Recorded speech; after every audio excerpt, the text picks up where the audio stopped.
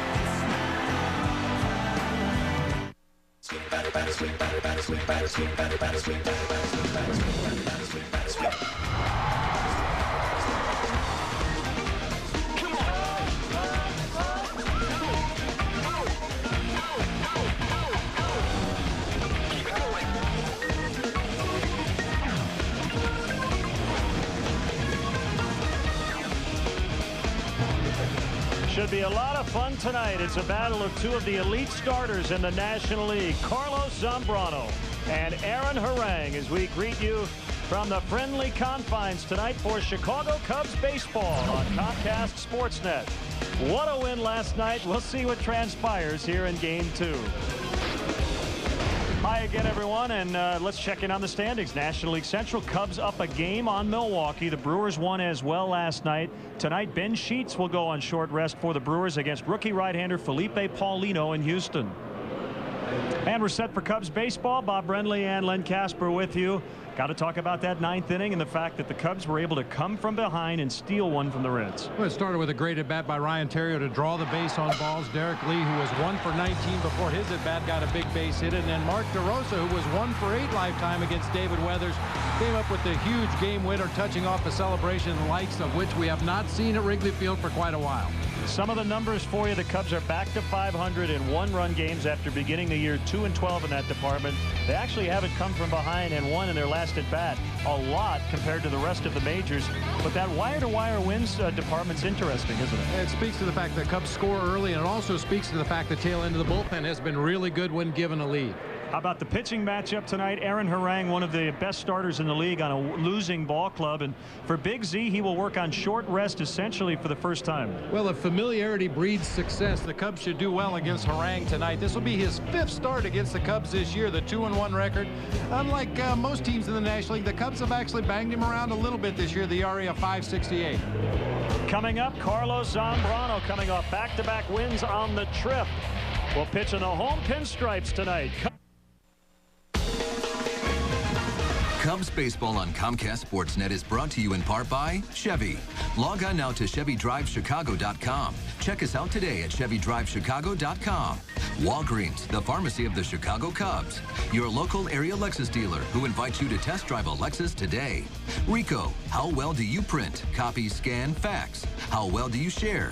At Blue Cross and Blue Shield of Illinois, we want to give you the security to experience wellness everywhere. Cadillac, Life, Liberty, and the Pursuit. And by Southwest Airlines. With more flights to more places than ever before, Southwest is taking low fares farther. Visit southwest.com. We've seen some great pregame handshakes. The forearm one's pretty good with Mike Fontenot. How about that? The pile driver, that's the new one. Gonna need a crowbar to get Mike Fontenot out of the dugout floor. So Big Z is ready, and we are set for the Cubs hosting the Reds. And now the Reds Southwest starting lineup. As you saw last night, they can hit. And Norris Hopper is going to lead things off again tonight. Jeff Keppinger in that number 2 spot. Griffey, Phillips, Dunn with all the home runs. Encarnacion at third. Joey Votto with his first start of the series. Left-handed hitting first baseman. Javier Valentin also gets his first start. Aaron Harang will do the pitching. All right, let's take a look at the Cubs defensively, brought to you by Rico. Move your ideas forward with Rico dependability. Soriano, Jones, and Matt Merton in the lineup. You may remember Cliff Floyd fouled the ball off his right shin last night. Merton getting the start in right field. Ramirez and Theriot once again on the left side. DeRosa Lee once again on the right side. Jason Kendall behind the plate for the big right-hander Carlos Zambrano. Coming off 2 of his more inspired efforts of the year. You get a look at his numbers on the season. Beat the Pirates and the Cardinals his last 2 starts, a total of 14 innings pitched, gave up only 6 base hits and 2 runs. It's a hot one tonight, 82 degrees, but hitterish. Oh yeah, with a wind gusting out.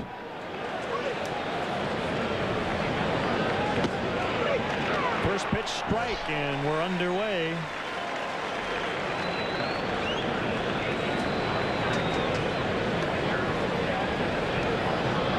Hopper had a hit and an RBI, scored twice, made a great catch in center, and almost made a game-saving grab on the ball hit by Ramirez to tie it. It ended up being a 2-run triple.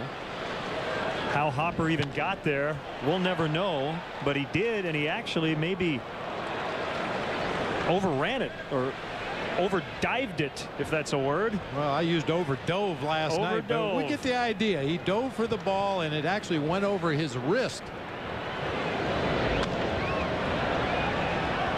Well, you know, Len, talking about Zambrano coming back on 3 days rest. For me, it's always important for Carlos and any starter to try to be economical with your pitches, but even more so when you're working on 3 days rest. If there's ever a time you want to really rely on your defense to work behind you, just pound that sinker down low in the zone and hopefully get some quick at-bats from these Reds hitters. He's already tied his career high with 16 wins. 3rd time he's reached that mark, looking for number 17 tonight. I mentioned his last 2 starts have been real good. He threw 112 pitches in 6 innings against the Pirates, 101 pitches in 8 innings against the Cardinals last time out. 4th time Zambrano has faced Harang this year, including opening day, and first 3 times around the Reds won. So Big Z and the Cubs are due. Another foul. Well, here was the almost catch by Norris Hopper, and you see where Derek Lee was. It might have been a double play. I hate to think it could have been a triple play if he made the catch. But as it was, Cubs were able to tie it in this game of inches. 1-2.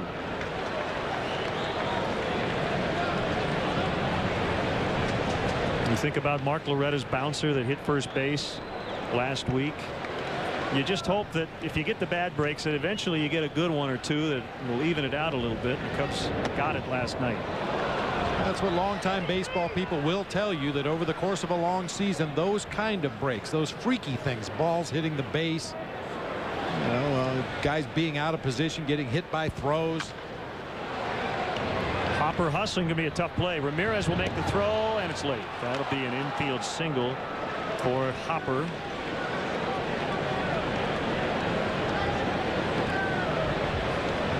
He stretched that at bat to 9 pitches before he singled. He just pounds that sinker down into the dirt, but because there were 2 strikes on Hopper, Aramis Ramirez had backed up on the first few pitches of the sequence until it got to 2 strikes. He was playing in, protecting against a bunt. With 2 strikes, he backed up into a deeper defensive position and wasn't able to come in and make the play on that topper to the third base side. That's a key category, I believe, for Norris Hopper, because he hasn't hit any home runs. His value offensively comes from getting on base, hitting for average, and I think using his speed. Well, guys like Juan Pierre, they need to do other things to make up for the lack of power, and Hopper with 33 infield hits. With Griffey, Phillips, and Dunn in the middle of the lineup, you really don't care how your first 2 guys get on base, just so they do get on base if you're Pete Mackanin.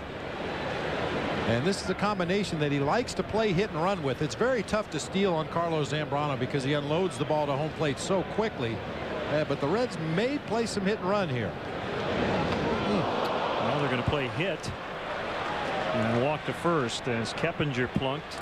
And all of a sudden 2 on with no outs. And Griffey coming up. And he has good numbers against Zambrano.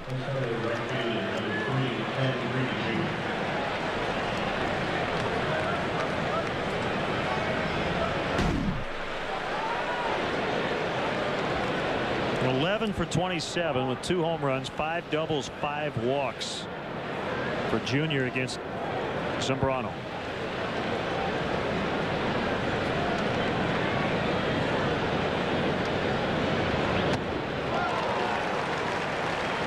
strike on Griffey. Well, a lot has been made of Carlos pitching on 3 days rest. In his career, on 3 or fewer days, he's made 1 start, but it was in 0-2 after an 11-pitch relief outing, so that really didn't count. And in August, had a rain-shortened start versus St. Louis, and then lost at San Francisco his next time out. But again, that previous outing didn't actually count. Pop foul and not a play.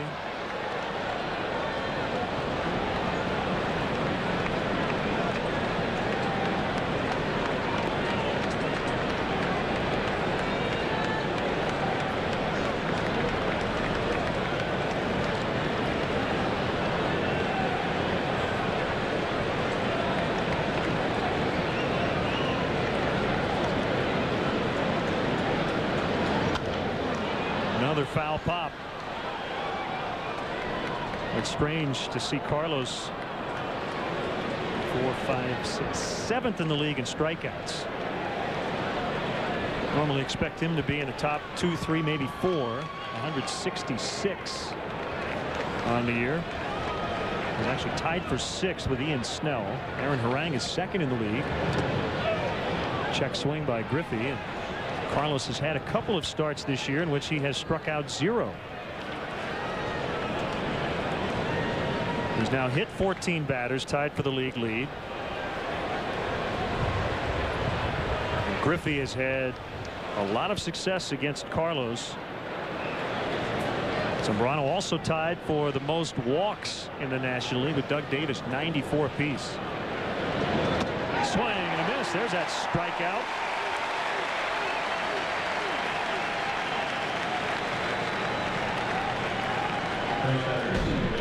Good off-speed pitch from Carlos. Gets that downward movement. Starts it at the bottom of the zone. Just tumbles down below the bat of Ken Griffey Jr. for a swinging strike. Big out right there.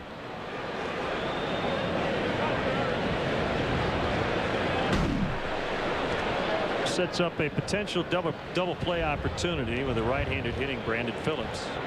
Well, this is the right guy to have at the plate. He's tied for the National League lead in grounding into double plays with 25. Ryan Zimmerman of the Nationals also with 25.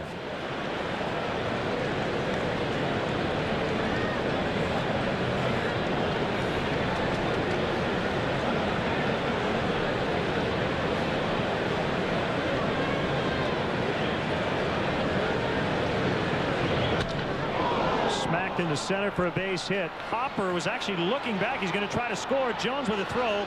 Cut off by Derek Lee. They have Keppinger caught between second and third. And now Theriot running. Derek Lee actually will apply the tag. He started that rundown.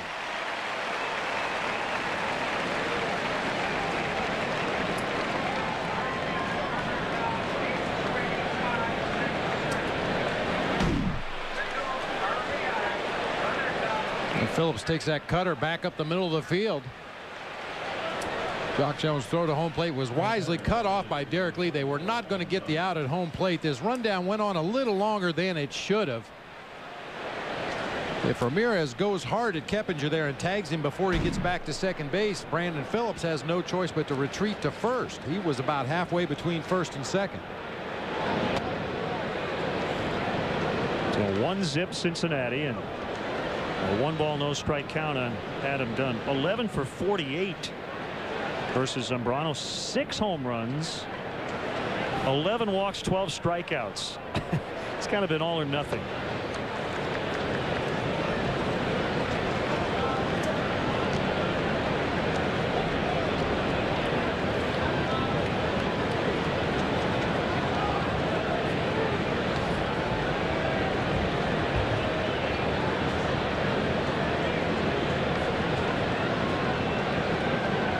Happy birthday, and he's going to need the Cubs to come from behind again tonight.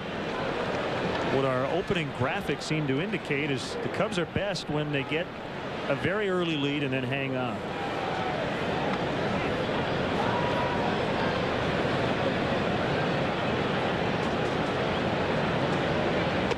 And they end up intentionally walking Dunn.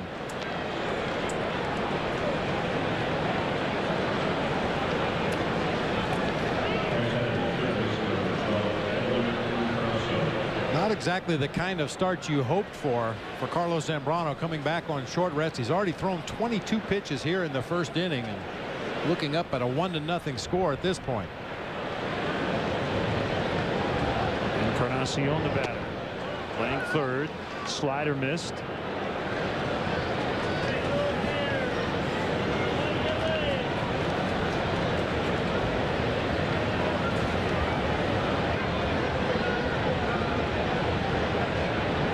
Long pause. Kick in the pitch. 2-0. Carlos winning his last 2 starts, both on the last road trip, followed an uncomfortable outing here at Wrigley Field. It ended with the fans booing. Carlos didn't appreciate it, and the following day he would apologize for his criticism of the fans. But we both thought at the time that the timing of the road trip was good and that he could kind of pitch in a different setting. And he won both times and was as good as we've seen him all year. So now he's back to Wrigley Field, where he has struggled and going to give up another run. Merton's throw is going to be late. Missed the cutoff man, and nobody covering second base, so Encarnacion will end up there. This has been a sloppy first inning.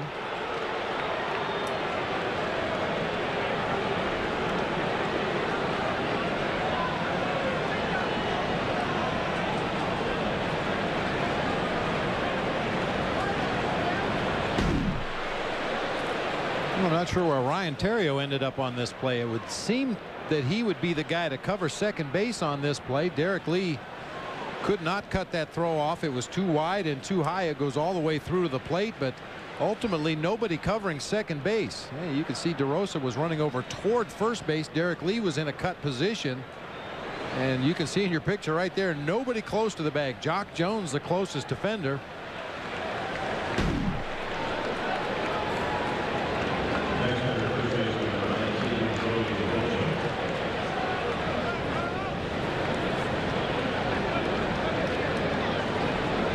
This snaps a streak of 19 consecutive starts in which Carlos had not allowed a first inning run. He gave up first inning tallies in 5 of his first 12 starts, but had been really good in getting off on the right foot. And speaking of feet, he suffered a cut on his left foot in the food room in Houston before his last start in St. Louis. However, he pitched really well in St. Louis, said it was not a problem. Soriano makes a catch out and left. Carlos not real happy with the way the first inning went. Cubs coming up, trailing 2-0.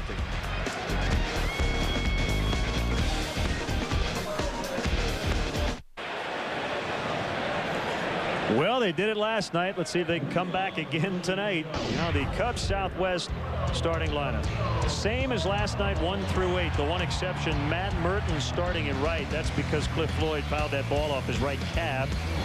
Seemed like he was fine at batting practice, I think, just as a precautionary measure, so we may see Cliff as a pinch hitter tonight. A couple of changes for Pete McCannon tonight. The same outfield, Dunn, Hopper, and Griffey. Encarnacion at third base, Keppinger once again at shortstop, Brandon Phillips once again at second base, Joey Votto getting the start over at first. Javier Valentin, who has been a thorn in the side of the Cubs in his career, behind the plate today for probably the most underrated pitcher in the major leagues, Aaron Harang.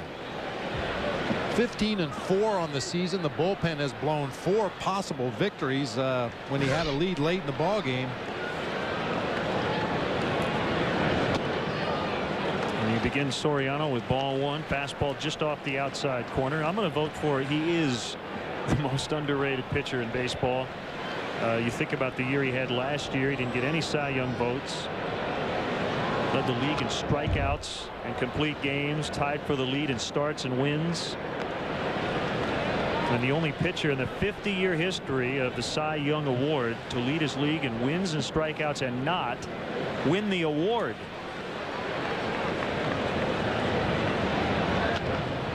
Past Harang on the ground, but it'll be Brandon Phillips to throw out Soriano.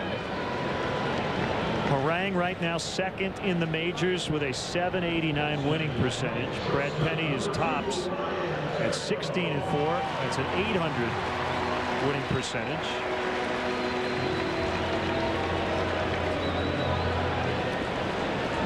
And keep in mind, Aaron Harang pitches all of his home games in one of the most hitter-friendly ballparks in the major leagues.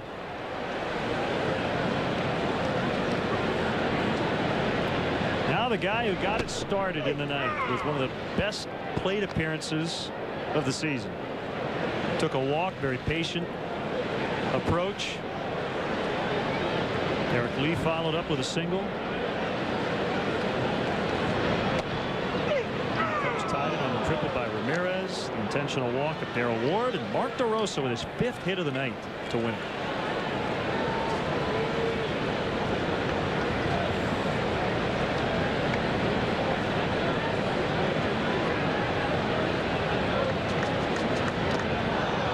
Ontario swings and misses. Valentine will gun to Votto.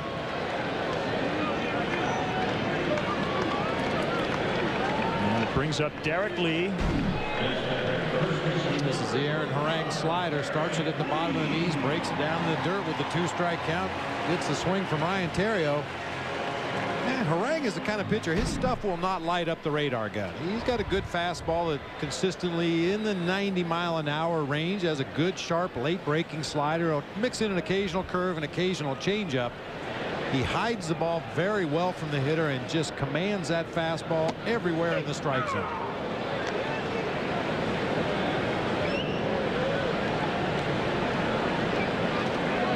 Hits, including 4 home runs for Lee against Harang and 32 career at bats.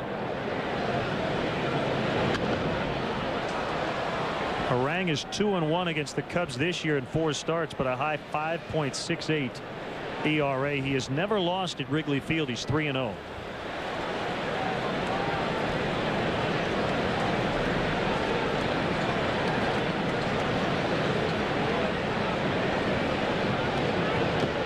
We should point out one of his starts against the Cubs this year, he only lasted 1 inning. Came out with some back spasms in that ball game. He walked Ryan Theriot, gave up a 2-run homer to Derek Lee before getting out of the 1st inning, and that's the last that we saw of Aaron Harang that day. Yeah, that snapped his 12-start unbeaten streak back on July 28th.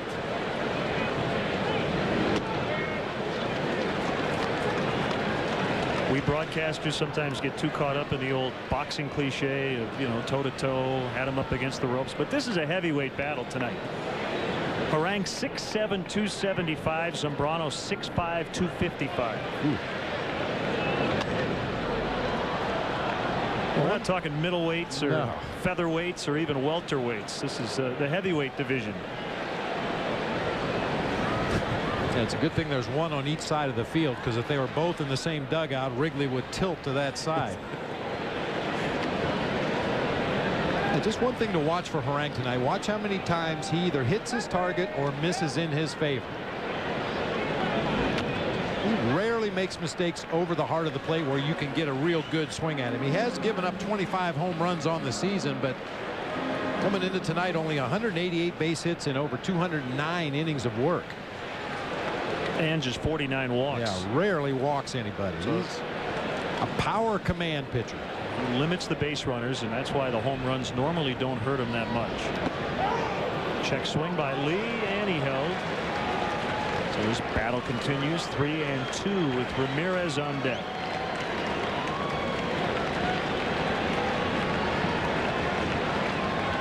Interesting parallel with Zambrano on short rest. Ben Sheets doing the same in Houston tonight for the Brewers, and the Astros got an early run, 1-0. 3-2 to Lee, popped up. Votto streaking into foul territory, circling, and makes a catch.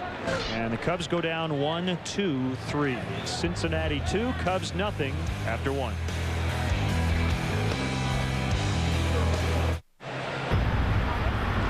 Well, 20,000 fans received a scratch-and-win card, and 100 random lucky winners receiving a great 2007 home Aramis Ramirez Cubs jersey.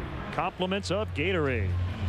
And our Comcast Sportsnet crew receiving lots of yummy pizza from Salerno's on Grand Avenue. Compliments of our producer Bob Albrecht. And I liked your line, especially with Salerno's pizza. You just keep eating it until the box is empty. We had to have it taken away. We had so much pizza. Great stuff. Javier Valentin leading off. 8-9-1 for the Reds in the second. In on the hands, pop foul beyond the netting.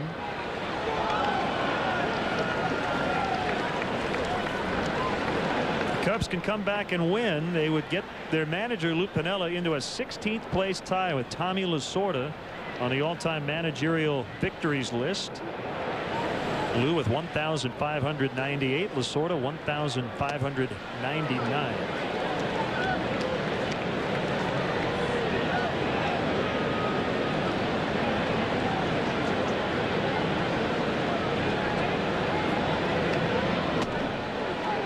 Inside 3-1. Now be careful of the celebration here. Guy caught a foul ball. Oh, I'm sorry to laugh. Well, he's laughing too. Yeah. They were all pumped up. Smashed the glasses. Soriano won't get it. One hops the wall. Valentin will end up at second as Soriano dropped it. Should be a double.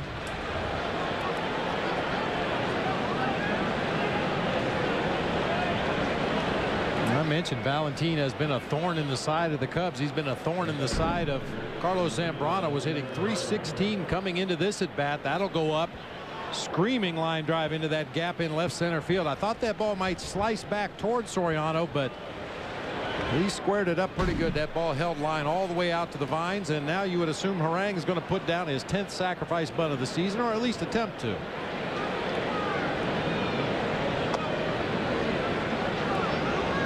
We sang Harang's praises in the bottom of the first, but if there's something he doesn't do well, it's hit. He's actually been better this year than in his career. 0.75 hitter, but he does get the bunt down. Carlos will pick it up and get the out at first. He wanted Valentin at third.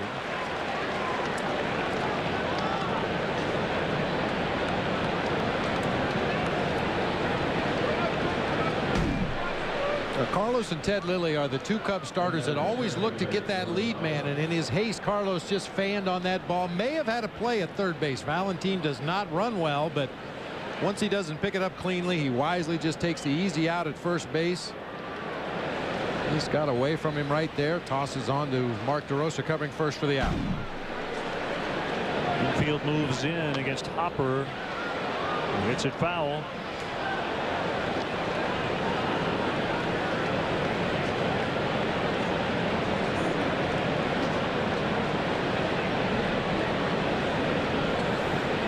Use another strikeout here.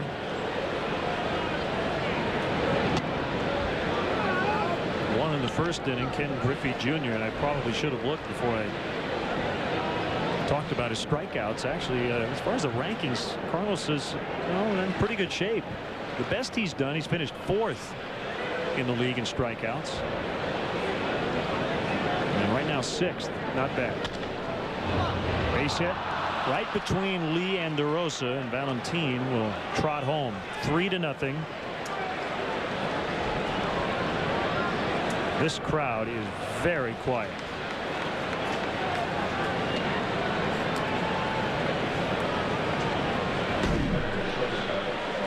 This is the danger you run when you bring your infield in. Hopper goes the opposite way, swings late at a sinker, and because Derek Lee and Mark DeRosa are drawn in so closely on that right side, that ball just snuck through. For whatever reason, Carlos has struggled mightily in this ballpark. 5-8. Conversely, he's 11-4 on the road.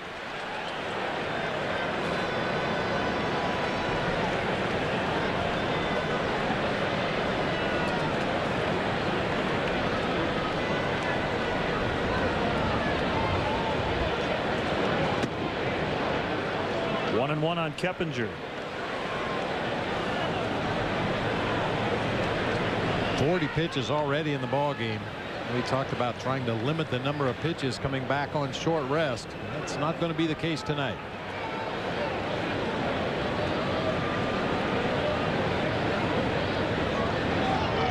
Runner goes. They will stay out of the double play. The only out recorded is Keppinger at first.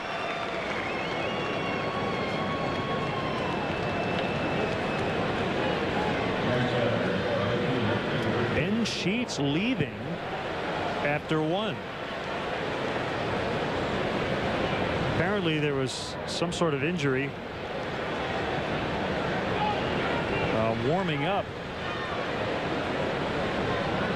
Not sure which inning he was warming up for, but he threw 12 pitches in the first. Claudio Vargas has taken over. So they're now in the bottom of the second. Astros leading 1-0. So Sheets, who is going on short rest, is already out. Zambrano on short rest has struggled.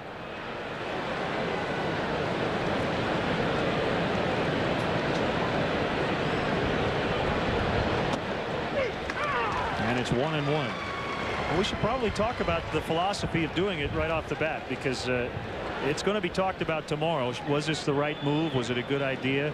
I think we both agree that for the most part Lou has pulled in the reins on his starters throughout the season. And after the last 2 outings by Zambrano, as Soriano comes over and makes a catch right up near the padding. It was a fair ball. We'll continue our conversation when we return. It's 3-0 Reds.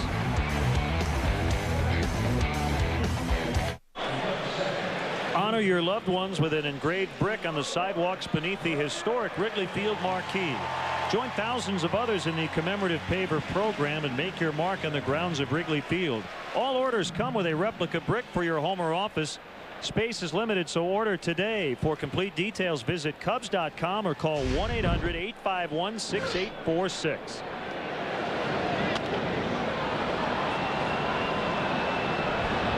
This ball is going to stay in the field of play and caught. The wind helping Joey Votto.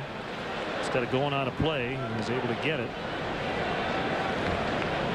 So Matt Merton will come up. He hit the big go-ahead 3-run homer on Sunday in St. Louis. All right, back on the short rest conversation, Bob. You know, this has not been done. First time Carlos has ever done this. The pitch counts have been reasonable. 101 pitches in 8 innings. Not a lot of stress in his last start at St. Louis. We're getting into the final 2 weeks here of the season, going for a division title. I didn't have any problem with the decision to have him and Ted Lilly work on short rest. But I guess the question I would pose to you is, we don't know how it's going to play out tonight. Hopefully Z can get it back. If he continues to struggle, what it may make Lou Piniella do is, you get into the postseason, he might be hesitant to do this again with Zambrano. Well, the history of pitchers coming back on 3 days rest is not very good at all. I understand the philosophy. I understand the theory of having your best pitchers take the ball as often as possible down the stretch.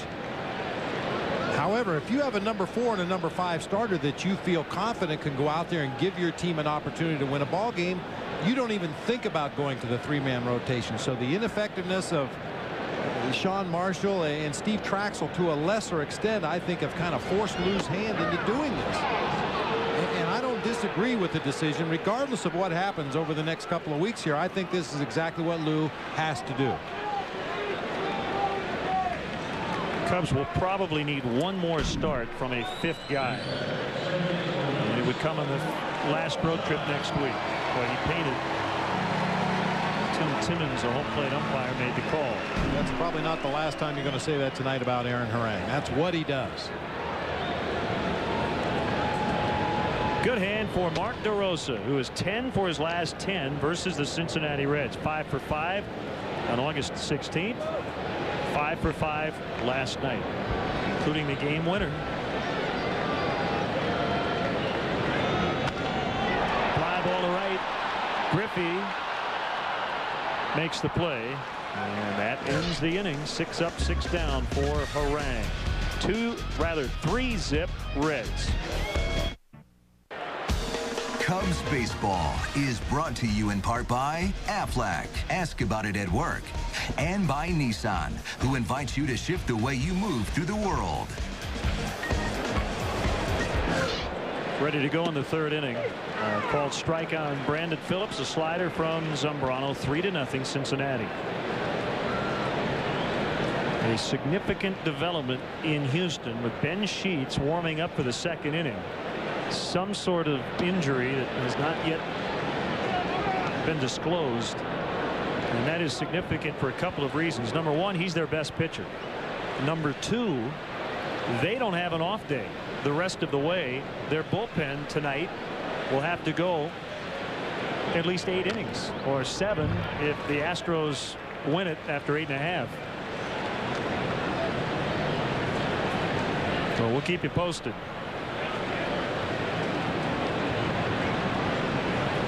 We're hearing maybe a leg or a hamstring for Ben Sheets.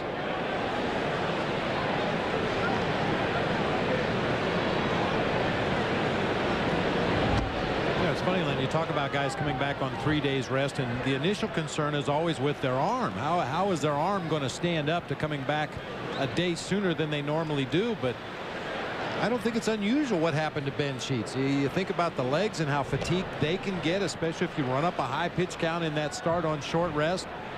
The lower back, I mean, it's a strain on the entire body, not just the throwing arm.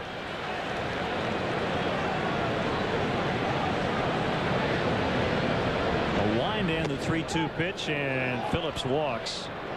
Leadoff man is on for the 3rd straight inning.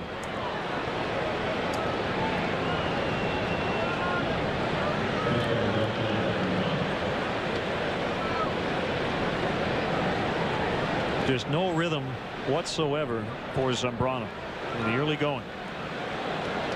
Terrio playing essentially behind second base. He's actually on the second base side of the bag against Dunn.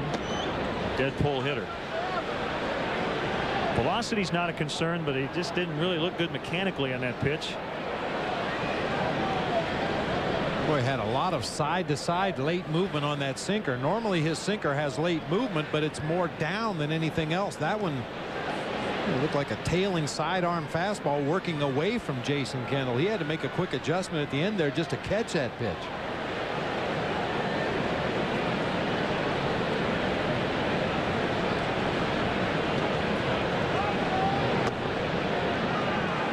Two and 0.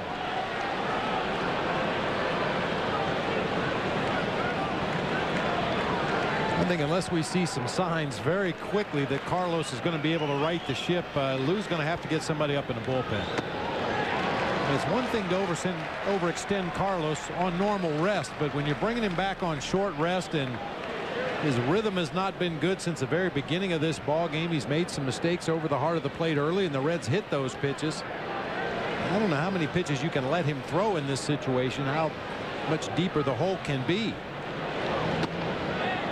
A lot of cut fastballs tonight. I'm not sure if Zambrano is doing that just to try to counteract the Reds, who are very familiar with Zambrano. They know what he throws.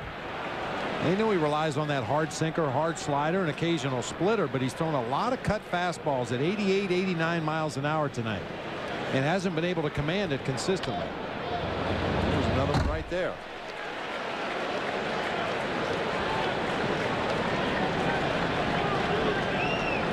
Just speculating, if Lou does have to go to the pen, you would expect it to be probably Sean Marshall, a left-hander, because the Reds do have 4 left-handed hitters in the lineup tonight to counteract Carlos Zambrano. So that would be one way to go. Sean Gallagher could give you some innings. Kevin Hart probably not. He went 2 innings last night. Another walk. Really, for the first time, we've heard the Boo Birds. I think the fans have given Carlos maybe a little extra leeway tonight, especially after what happened the last time here. They've been kind of waiting to see if he can get it together, but they're getting a bit anxious now.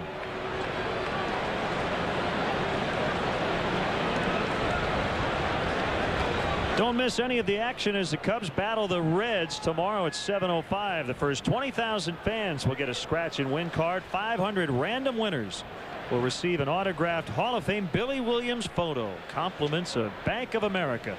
Fans are encouraged to hold on to their cards for second chance drawings throughout the game. For complete rules, visit Cubs.com. Michael Wirtz, the first reliever to get the call in the bullpen. That's basically because the pitcher spot is due up third for the Cubs in the bottom half of the 3rd inning. So chances are if we see Michael Wirtz in this inning, it would just be to get the Cubs out of this inning, and more than likely would go down for a pinch hitter when that pitcher spot rolls around.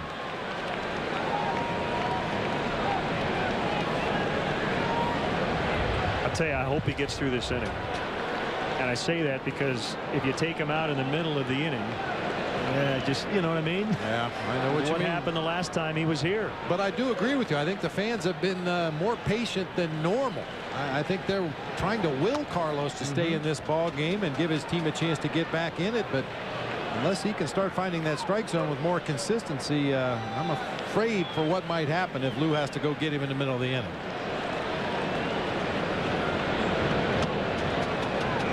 Two and 0.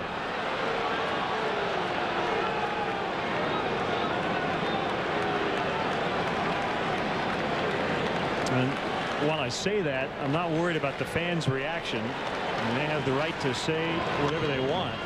They just hope that Carlos's frustrations don't get the better of him like they did the last time here. Well, that ball went in and out of the press box. None of the writers able to make that catch, huh? No, they all steered clear, as usual.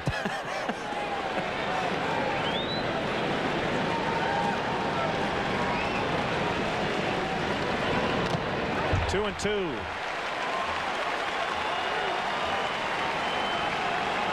Still no outs. 2-1.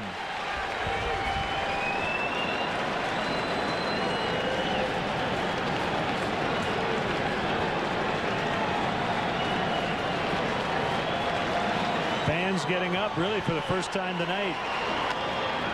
Maybe a double play ball. 6, 4, 3. 2 down. That helps.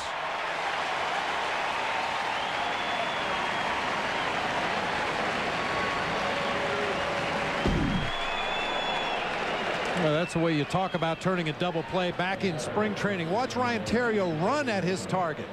He didn't just stand there flat-footed and make a long underhanded toss. He ran right at the base at second. You're always going to make a more accurate toss if you do that. DeRosa with a quick turn, easy double play. So Phillips is at third. Joey Votto hits that ball well. Jock Jones will make the catch. That ball was knuckling on him a little bit, kind of slicing back towards center. And Zambrano gets out of the inning with no damage done. 3-0 Reds. Get Chicago Sports News Nightly on Land Rover Sports Night coming up tonight after Cubs post-game live and NL Central update.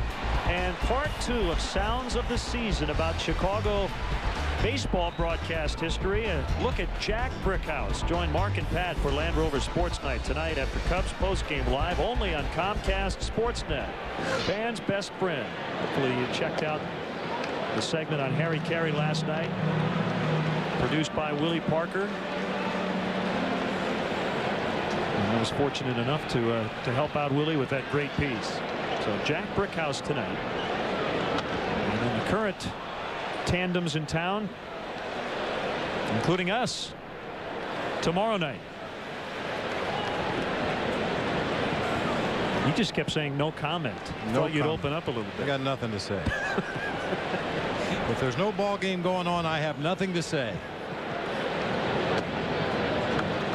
First at bat for Jock tonight. 2 balls and a strike on him. Hits in 9 of his last 10, hitting at .359.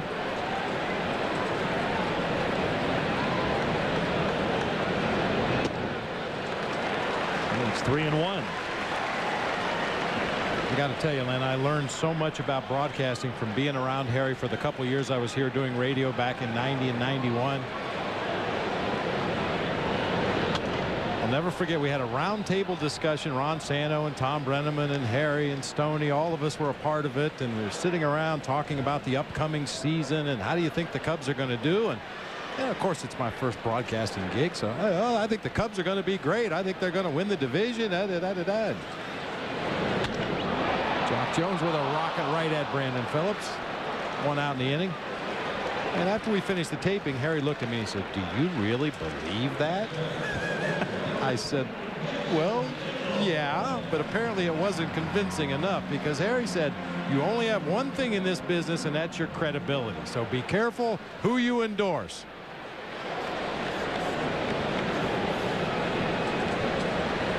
Boy, not to mention the laughs that we had on a daily basis. Oh, my goodness. Oh.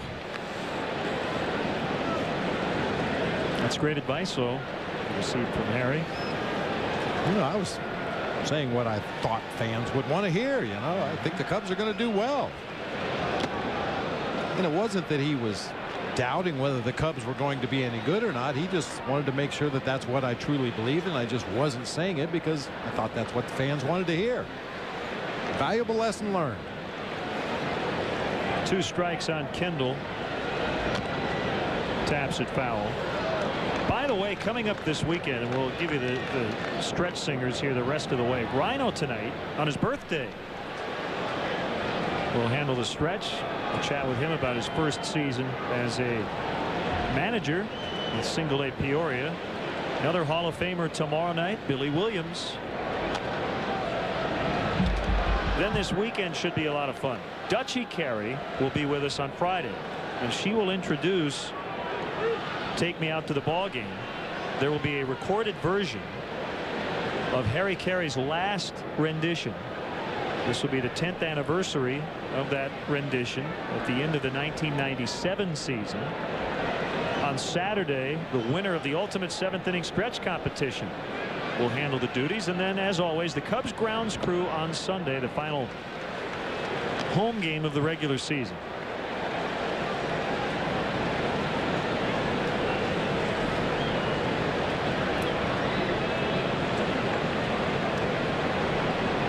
Harang ready, and his 1-2 offering is hit foul to the right.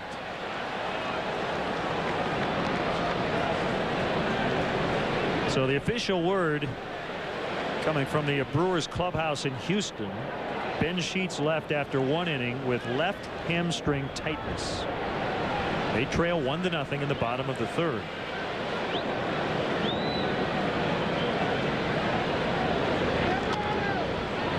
Phillips has it get away, and it'll cost him. Kendall, the first Cubs base runner. It's an error on Phillips, just his 8th of the year.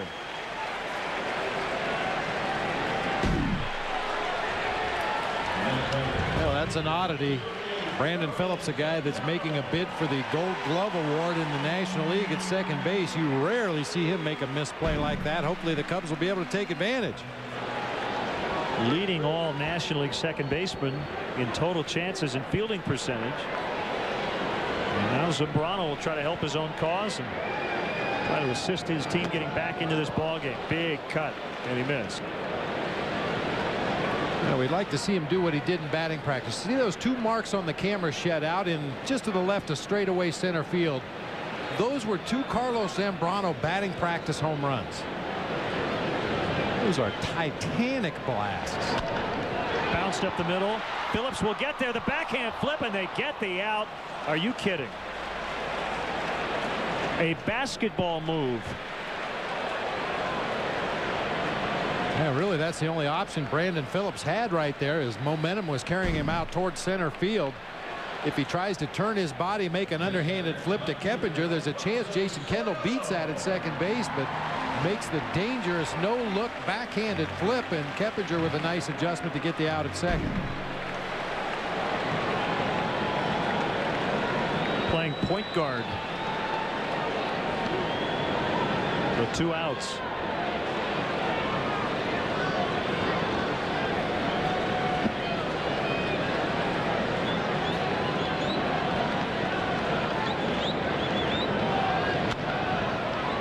Encarnacion handcuffed. He'll pick it up. He'll throw to second, and he gets Zambrano. A couple of big defensive plays for the Reds, helping out Aaron Harang. Still no hits for the Cubs, but an error in that inning, 3-0.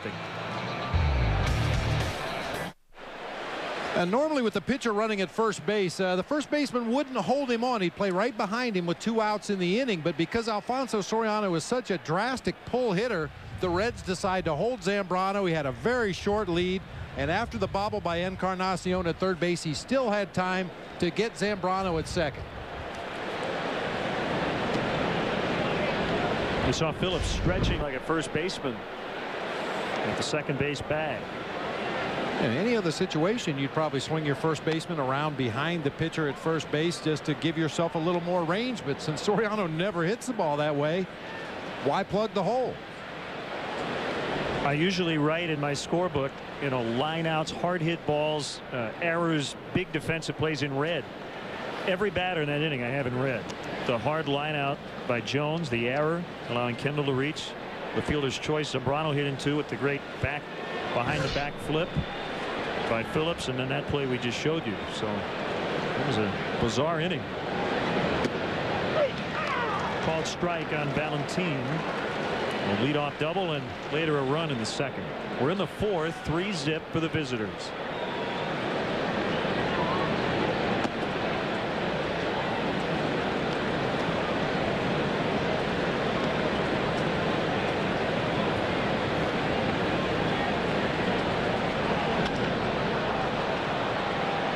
This is Jones in left center.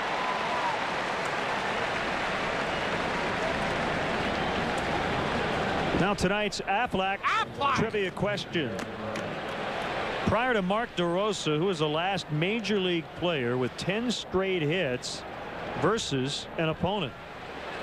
That streak ended tonight as DeRosa flied to right. Here's Haranglu with a sac bunt his first time up. It was funny talking to Mark DeRosa. We mentioned in last night's telecast, leaving St. Louis, he was very disappointed and frustrated. He felt like he should be doing more to help the team win.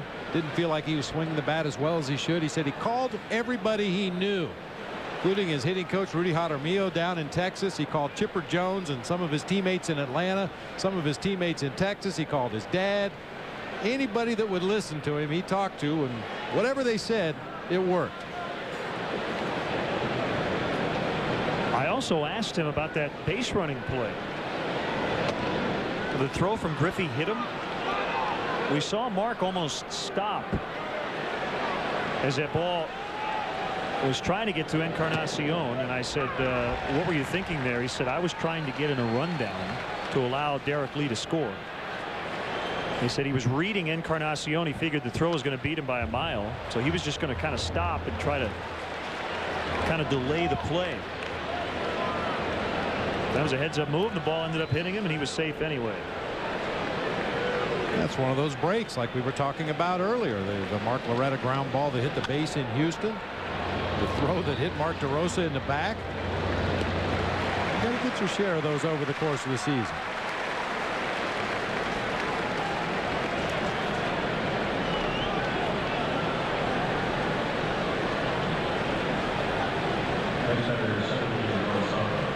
A chance for a relatively quick inning here if he can retire Norris Hopper without throwing too many pitches. Good comeback after falling behind Aaron Harang 3-0. Able to come back and get him with the ground ball to second base. All right, here's that play. Yeah, we were trying to figure it out. Junior double pumped. He thought about going home. He ended up throwing to third, and D-Row just kind of stutter stepped right there before he got to the bag at third, and fortunately for the Cubs, the ball hit him in the leg and ricocheted away. And Lee did score on that play. Jones with an RBI single.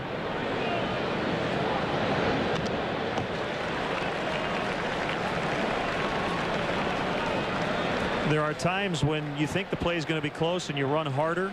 You try to get in there just before the throw. There are other times where you say to yourself, I'm going to be out by 10 feet, and you have to make an adjustment. Improvise.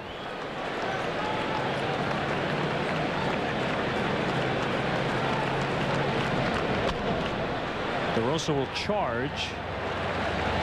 Throw out Hopper. How about that? A 1-2-3 inning for Big Z. So he sent down the last 5 in a row. Good sign. Still 3-0. Time to answer the.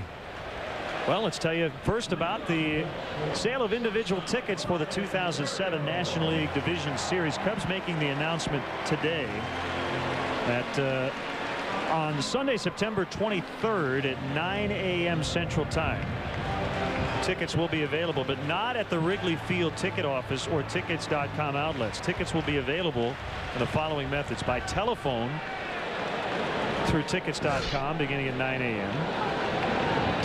The phone number for Illinois callers, 800 the Cubs. That's 800-843-2827. For out-of-state callers, 866-652-2827. Terrio lifts it out to right, and Griffey will put it in his pocket. Also via the internet, you can visit the Cubs website, Cubs.com, and you can purchase tickets online beginning at 9 a.m. Central Daylight Time. A virtual waiting room will be used for all internet orders. So that's for potential Division Series games, and they are referred to and sold as Home Game 1 and Home Game 2.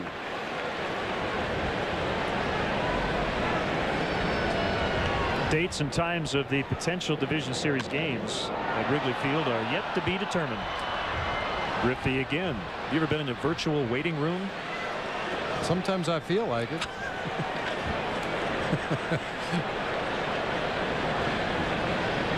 Let's answer tonight's Aflac trivia question. Prior to Mark DeRosa, who was the last major league player with 10 straight hits versus an opponent.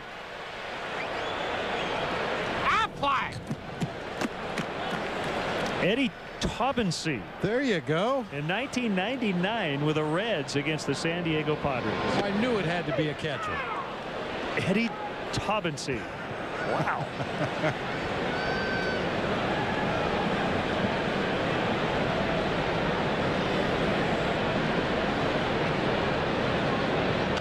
By the way, let me add that I think the Aflac Duck has been extremely consistent all season long. The quack, his voice has sounded strong from opening day up until now. And not only that, but the pacing as he walks across the screen. He never gets any faster. He never gets any slower. Very consistent. He's running on adrenaline right now.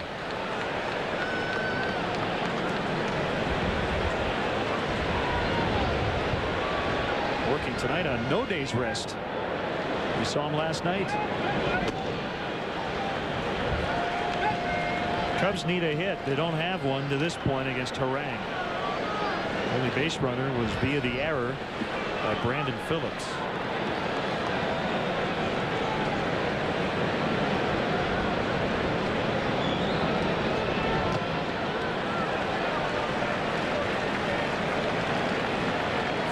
One other note on Division Series tickets. Potential games here at Wrigley Field. A limited amount of ADA/wheelchair tickets will also go on sale at 9 a.m. Central Time on Sunday the 23rd. The phone number for wheelchair tickets, 773-404-4107. There's the first hit. Aramis Ramirez with 2 gone in the 4th with a single.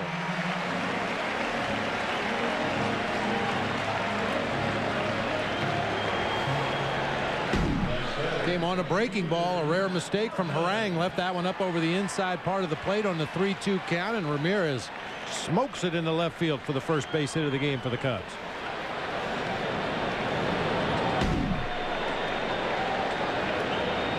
So they're on the hit board.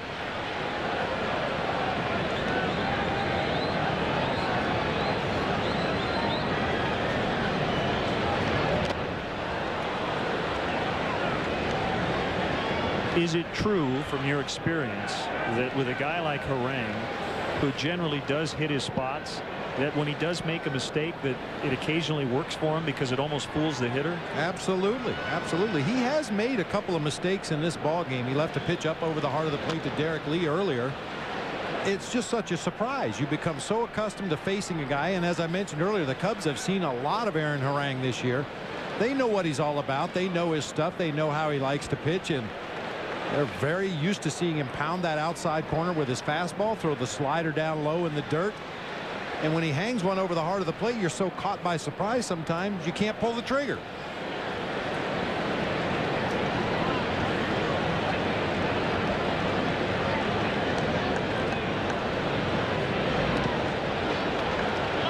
And that's opposed to some pitchers who you'll go over in the advance meeting and you'll say be patient because he'll give you a good pitch to hit every at bat.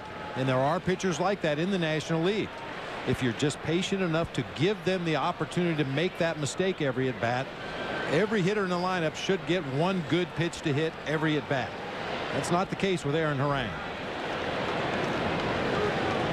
And maybe against some pitchers on the 3-2 to Ramirez, the pitch was up.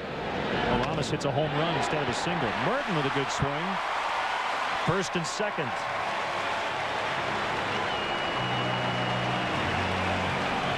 Well, we talked about Cliff Floyd last night banging a ball off his right calf, and it stung. Yeah, it got him really, really hard. I mean, the way Cliff Floyd's been hitting the ball lately, when he puts it into play, you can imagine how hard that ball hit off of his right calf. Came out and took some batting practice today, got a lot of treatments earlier today. They chased him around the outfield a little bit, chasing some fly balls, and it wasn't until right before game time they finally made the determination that it would be Merton instead of Floyd in right field.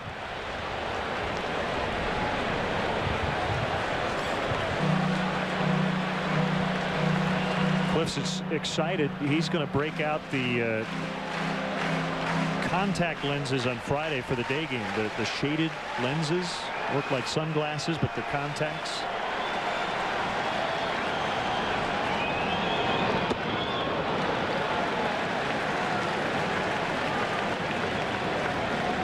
That's a solution to your issue with the sunglasses on the cap.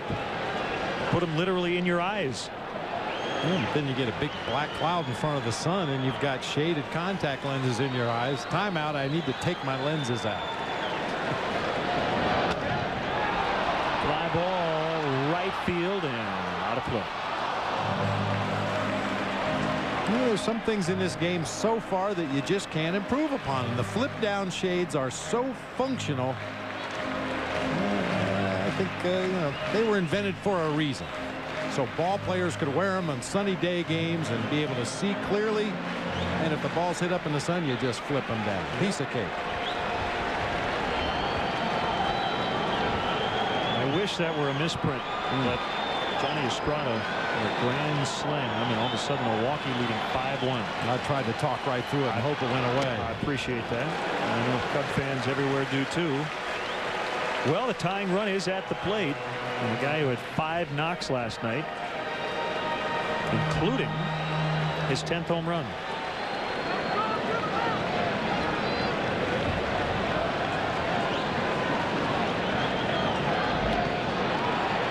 Down by Valentin, and it's 3-2. Runners will be moving with this next pitch.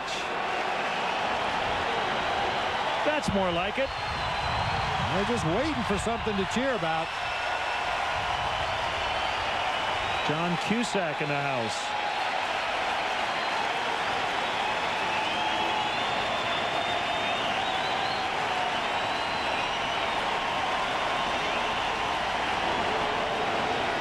There they go. Bases loaded for Jones.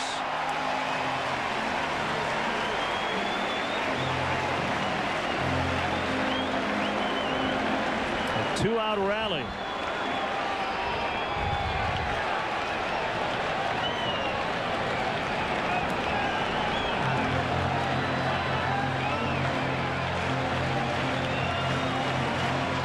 Jock Jones with that line drive to second base in his at-bat back in the 3rd inning. The last at-bat before that, he faced Aaron Harang. He took him deep. Well, this thing has been so fluid lately. Looked like the Cubs were going to come up short last night after Milwaukee shut out the Astros. Big come-from-behind win, 3 in the 9th. Bad start tonight. Then you hear Ben Sheets out early. Milwaukee coming back with 5. We'll see if the Cubs can come back. Well, I'll tell you, this wind is working the right direction for Jock Jones tonight. We know his power is to left and left center field. If Harang would happen to leave a pitch up and out over the plate where JJ could go to his power field, he could tie this one up in a hurry. Give him the lead, actually. Lost a base runner there. 1-1.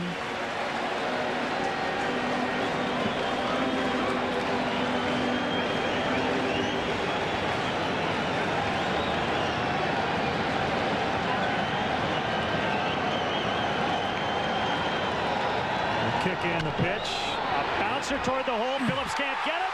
And the Cubs will get 2. That'll work. They are right back in it.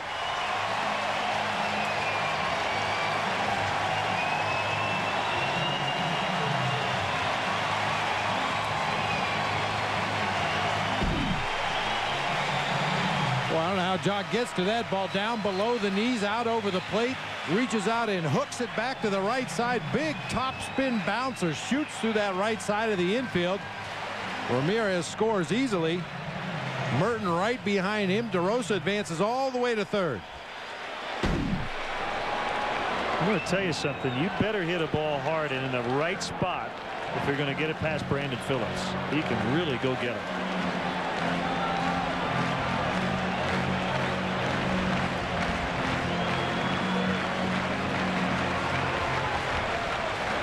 Yeah, Phillips strong at second base defensively. Keppinger, everything we've seen from him shows that he's going to be a good defender at his position. And Norris Hopper in center field. He has to cover a lot of ground with Adam Dunn on one side and Ken Griffey Jr. on the other.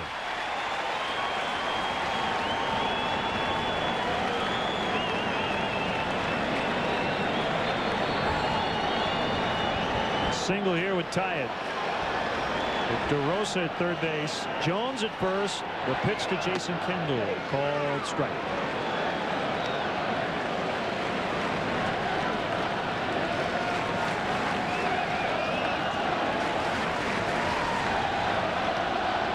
Now they're into it. A couple of guys here born in San Diego. Harang versus Kendall. Ask at first base. Alfonso Marquez says no swing.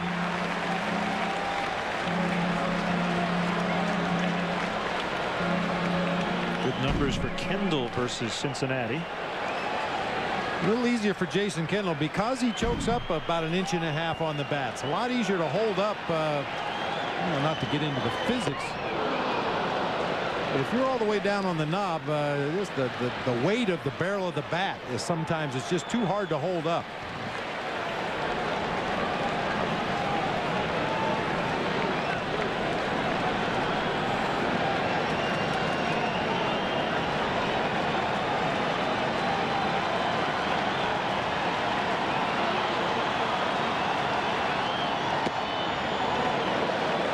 Pretty close and it missed.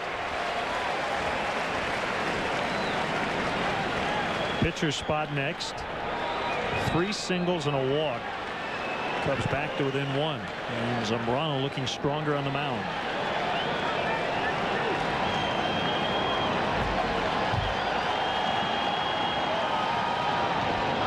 Kendall chased. And that's strike 3 to end the inning. But Jock Jones comes through with a 2-run single, and it's now 3-2 Reds.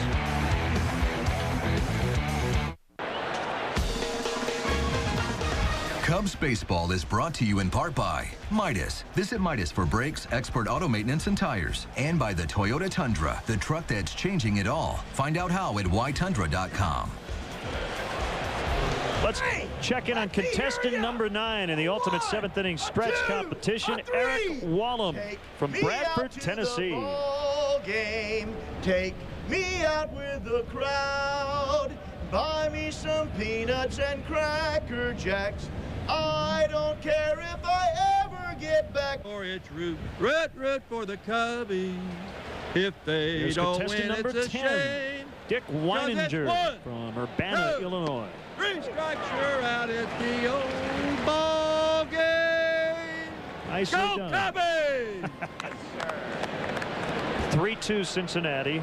They bat again in the 5th inning against Carlos Zambrano, who's looking for a shutdown inning. Go to Cubs.com to vote for who you think should sing the 7th inning stretch from the booth on Saturday. The voting ends tonight at midnight. So vote now. I'll tell you about Eric Wallum from Bradford, Tennessee. Said when I was a kid, my grandfather, who was raised in Chicago, told me that my Reds cap would not do if I was a Wallum. Said, what is your last name, son? I said, Wallum, just like yours.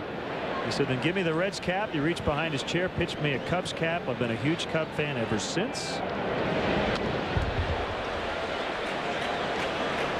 So he's Tennessee's biggest Cubs fan. And Dick Weininger, or Weininger, I'm not sure if it's a hard G or soft G, from Urbana, said, all my friends call me Mr. Cubby. I guess after 61 years of being a faithful Cub fan, it makes me a true ultimate Cub fan. He could not go with his dad to the 1945 World Series because he was ill.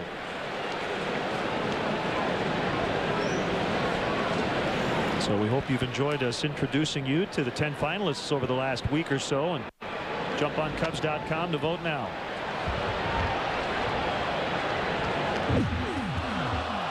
I would have a difficult time picking one. Every one of them was very good in their own way. I mean, you know, personally, I like the last one there, Dick. He had a lot of enthusiasm, a little gravel in that voice. Sounded a little bit like Ron Santo. Good play by Lee. Keppinger out 3-1. Yeah, they all did a wonderful job. Very difficult decision. And that's why we're going to leave it up to the fans. Yep.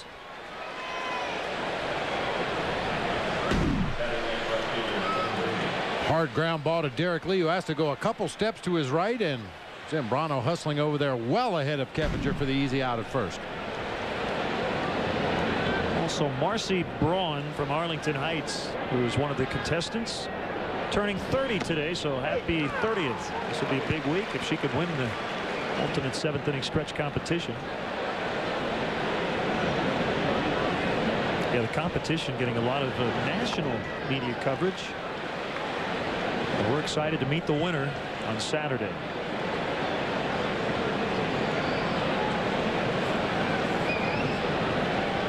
Slow start to September for Griffey. He lifts that high in the air, deep to left center. Jock Jones starting to run out of room. He's going to leap. He caught it, pulled it out of the vines.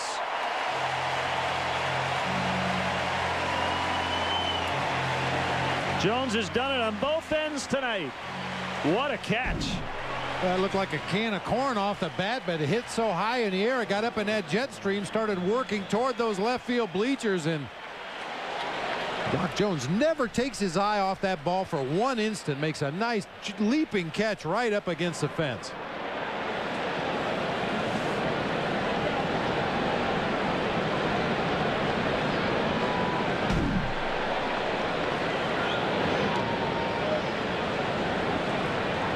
We've seen some of the nicest plays in center field by both teams in this series already. Norris Hopper stole extra bases away from Aramis Ramirez last night in straightaway center, leaping up against the vines, and Jock Jones with a great catch of his own. Going after this ball, and he'll get there. Excellent defensive inning by Jock Jones. It's 3-2 Reds. Gail Carlos Zambrano bats, leading off the bottom of the 5th. Cubs are trailing by a run, and this game tonight, kind of like last night, and in a lot of ways like the entire Cubs season, it's hard to just kind of put it all in a very simple capsule. Been a lot going on already early. Well, and you have to wait till the bottom of the 9th inning to see what's going to happen. Hopefully we won't play a bottom of the 9th inning tonight, but that's kind of the way this season has gone for the Cubs. They fell behind early. It looked like they were very listless. Carlos was struggling with his rhythm out there on the mound. Offensively, they couldn't seem to get anything going against Aaron Harang, but when they did get a couple guys on base, had an opportunity, Jock Jones cashed it in with a big single through the right side to drive home 2. So stay tuned. You just never know. Swing, strike 3. You know, we've had some fun with what the current theme is. Opportunity was a big theme on the road trip. I like stay tuned. It's a good one. It's a good motto. Yeah, that's the way this team has been this year. Every time people are about ready to start throwing dirt on the coffin, they manage to bounce back and start playing some of their best ball of the season, and that's even happened within ball games where it looked like they weren't going to be able to get anything going offensively. Suddenly they do, and turn it into a completely different ball game.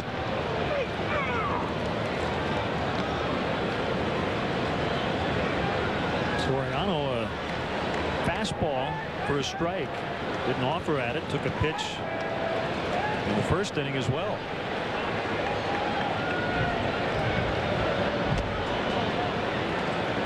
curveball that time. 1-1. One win on this final stay will guarantee a winning mark at Wrigley Field. Cubs under 500 at home each of the last 2 years. They need 2 wins in general for 81. That would make them at least 500. 3 wins would guarantee a winning mark, but they have much bigger goals than that.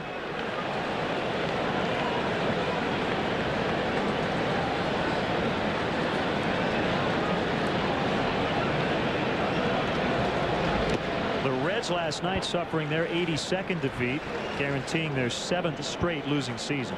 They were knocked out of the wild card race, and 1 loss for the Reds either tonight or tomorrow, and they will be officially eliminated from the NL Central race. And you'll see that X next to the Cincinnati in the official standings. Full count. They've played well since Pete Mackanin took over as the interim manager. 37-31. A team that was 20 under when they fired Jerry Marin. Big reason, Aaron Harang.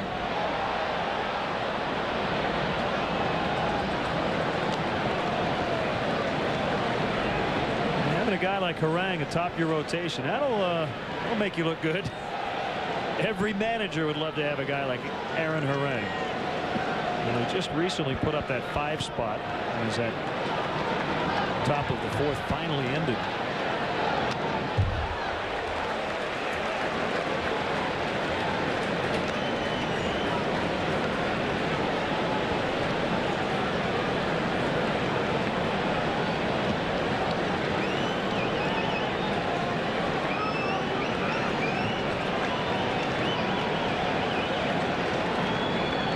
By Harang. Here he comes again. And it's hit in the air. Hopper went back. Now he comes in. That's the 2nd out. Time now for the Comcast Sportsnet poll question of the night. In a must-win situation, who do you want on the mound for the Cubs? We're going to give you all 6 starters. Zambrano, Lilly, Hill, Marquis, Marshall, Traxel, 1 through 6. Text your answer to 65295.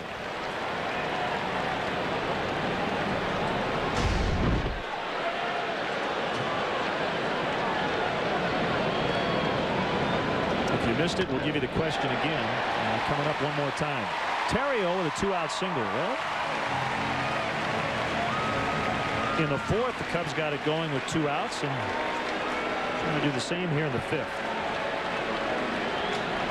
Yeah, back on having a guy like Harang atop your rotation. I'm sure there wasn't a point in Arizona where you said, you know, I want it to be more of a challenge, so I don't really need Schilling and Johnson. Just give me whomever. If there was a way we could have pitched those guys every other day, we'd have done it. I mean, not to take anything away from Miguel Batista and Brian Anderson and Todd Stottlemyre and all the others who filled out the rotation there in Arizona. Pretty tough to top those the big 2 of Johnson and Schilling.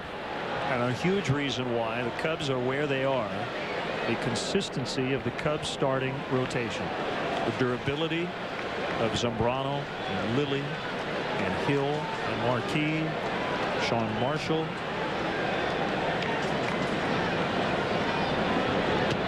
Outside. When you watch your team every day, you see all the warts. You don't see other teams every day. And when you take a step back and try to look at your team through the big picture and compare rotations and look at what everybody else is doing, this has been a very, very good rotation. Terrio trying to steal a base, and he will.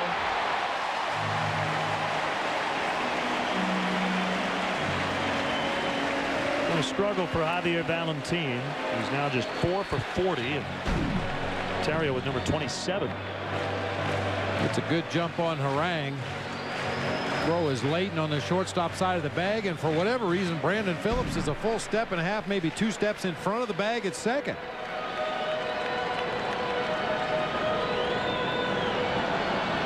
I mean, unless you have a runner at third base who's a threat to score, when that ball goes all the way through to second base. There's no reason for that middle infielder to step in that far.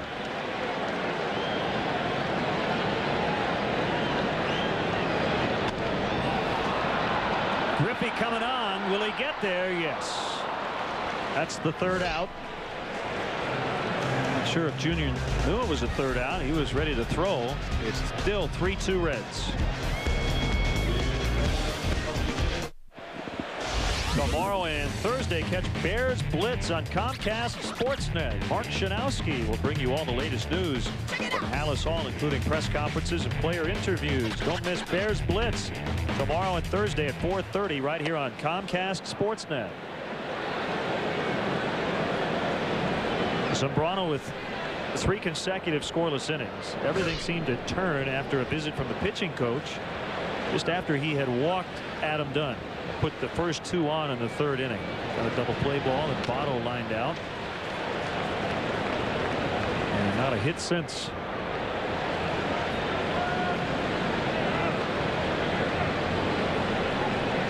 Mark O'Neill's coming out to check on Carlos. Well, you saw that false start. He looked like he was going to go into his delivery. Then he stopped. Adam Dunn immediately jumped out of the batter's box. Tim Timmons, the home plate umpire, evacuated the area. And right after the pitch, Mark O'Neill came sprinting out of that third base dugout. I find these conversations fascinating. Mark was trying to do all the talking, and Carlos basically looked at him and smiled and said, "I'm fine." He was pointing at the mound as if maybe he just landed improperly and maybe lost his balance a little bit.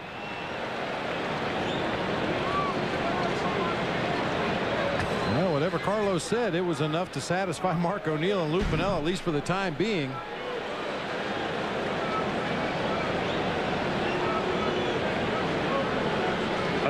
I'll tell you what, he was walking around the other day after his start in St. Louis, and very gingerly on that left foot, but he was able to start and pitch very well. 8 innings with the cut on his foot, I think right near the heel.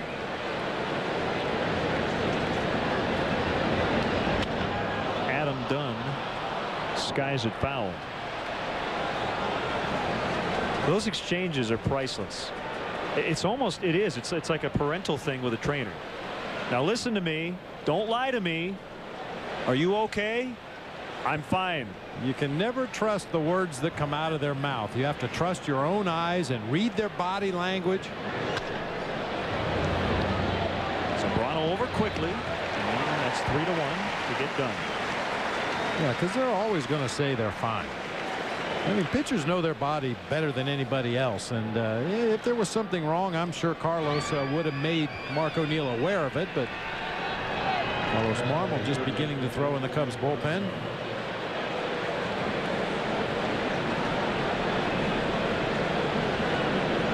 Encarnacion with an RBI single, and then he hit into a 6-4-3 double play.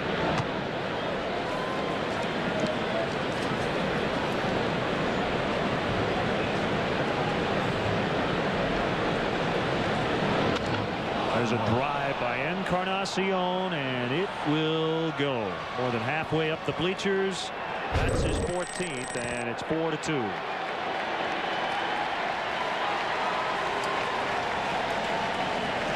He got a wake-up call in the middle of the year.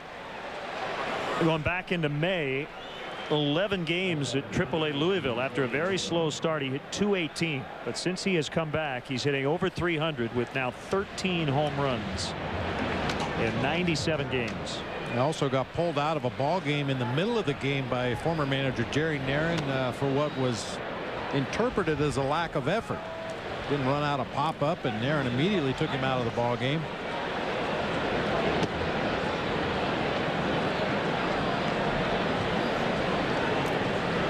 Here's Joey Votto. A lot of at-bats. He's the most valuable player at AAA Louisville this year for the Reds. Also the International League Rookie of the Year. Hit .294 with 22 homers, 92 RBIs in AAA.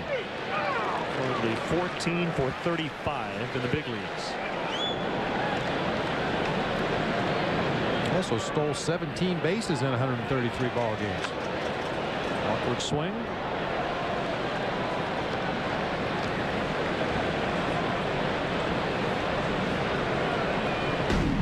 All right, here's Mark O'Neill. See, he's doing all the talking. I'm fine. No, I'm good. Little smile. Off the glove of Lee, and that's a hit.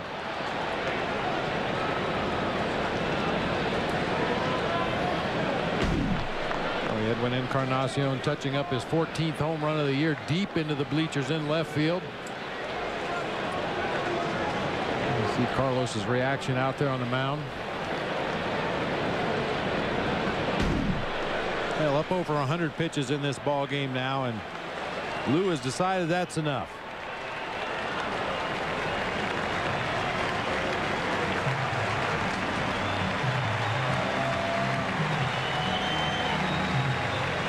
That's it for Zambrano.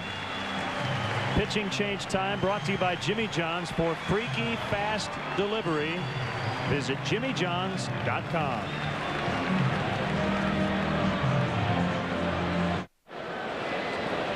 Carlos Marmol is on for Zambrano. Runner at first. Javier Valentin looks at a slider strike.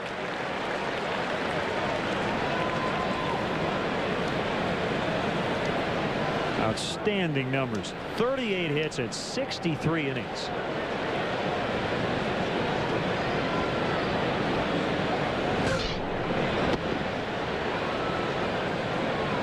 The other great thing about the win last night, Bob, Wirtz, Air, Hart, and Ullman worked. Will Ullman got the win. He and Hart in particular were excellent. Lou didn't have to use Marmol, Howery, or Dempster. So they're all ready for tonight. I can't tell you how big that is when you're able to win a ball game using your bullpen without using the guys you like to use at the end of a ball game. And that's Marmol, Howery, and Dempster. The rest of the bullpen was able to get the job done last night along with the offense.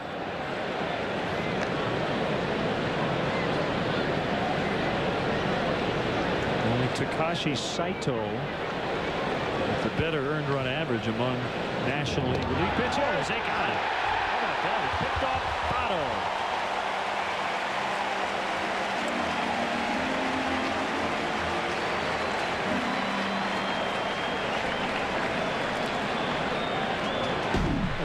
Lojak caught stealing replay. The pickoff.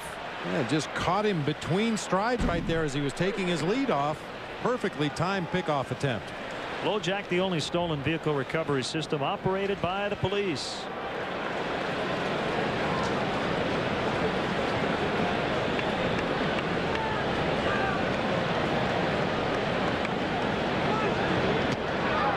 Called strike three. That's it for the Reds. Marmol comes on, nabs Votto, the runner at first, freezes Valentin. 4-2. Stay tuned for Bacardi Late Night on Comcast Sportsnet. Time now for the Coors Light Cold Blast to the booth. Feels good, and a hot one from Wrigley Field. Abe Abu Khaled from Oak Lawn, Illinois, wants to know how come not all ballparks in the majors have the same home run distance. I think it's one of the great things about this game is that every park is different. Just because, Abe. For many years, you had the cookie-cutter all-purpose stadiums. They didn't all have the same distances, but they were very symmetrical. And while there were some great memories in a lot of those ballparks, including Riverfront Stadium in Cincinnati, Ramirez gets under one as Adam Dunn will go over into left center. One pitch and one out. Be hard pressed to find anyone in any of those cities who say the old park was better. Not to mention a lot of those cookie cutter ballparks had artificial turf, and well, Lord only knows how many guys are sitting at home with zippers on the inside of their knees right now because of that artificial turf. Just wasn't well suited. The old turf wasn't well suited for sports, period. Most new parks are trying to basically capture what the Cubs have in this park, or what the Red Sox have at Fenway. And Camden Yards was the first one that really tried to get that old feel, with quirks and buildings in the background. You have the Western Metal Supply Company building that kind of serves as a left field foul pole in San Diego. You have the great view in San Francisco that I think probably closely replicates, or more closely replicates, this setting than any other of the new ballparks, with all that's going around the China Basin area. And there's nothing quite like this place.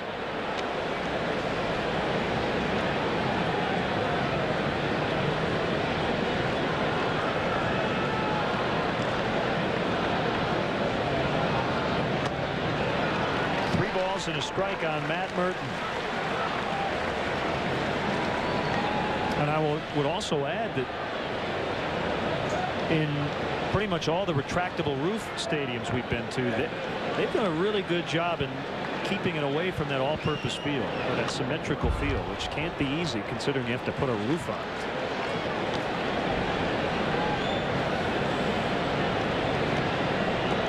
I like that ballpark in Houston more and more every time we go there. Every ballpark has its own personality, you know. Some of them are the life of the party. Some of them are steady eddies. And Olympic Stadium in Montreal, I'm not quite sure how to describe that place. I believe Harry Carey once called it the mausoleum. Yeah, I always felt like it felt like a waiting room at a hospital. Very quiet, subdued, and aseptic. Almost like a virtual waiting room. A lot like a virtual waiting room. Had some great teams up there at Olympic Stadium, though.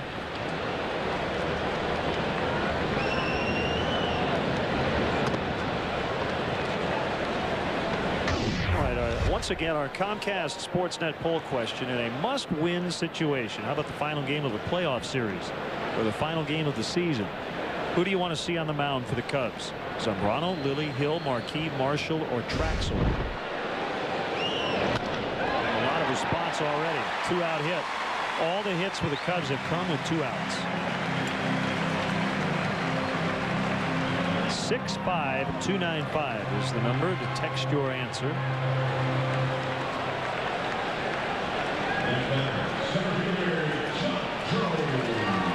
Ted Lilly will come back on short rest tomorrow night.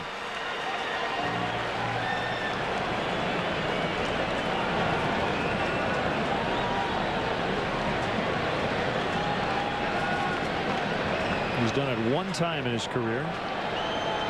He is 7 innings away from 200 going into that start. Jones knocked in 2 with a single in the 4th. Larry Rothschild using the wireless communication, chatting with the Cubs bullpen.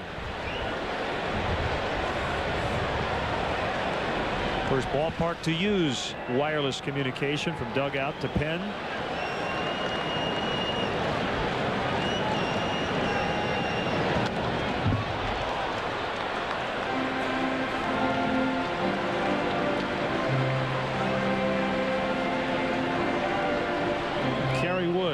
Grabbing the baseball.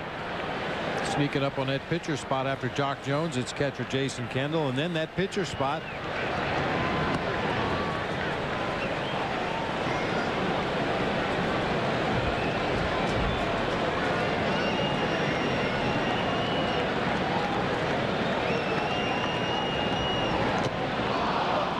Strike 3.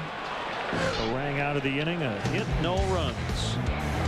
And the Reds lead the Cubs after 6, 4-2. Get Chicago Sports News Nightly on Land Rover's Sports Night. Coming up tonight after Cubs Post-Game Live, an NL Central update. Part 2 of Sounds of the Season. A look at the Chicago baseball broadcasters. Jack Brickhouse, the focus tonight. Join Mark and Pat for Land Rover Sports Night. Tonight after Cubs Post-Game Live, only on Comcast Sportsnet. Fans' best friend.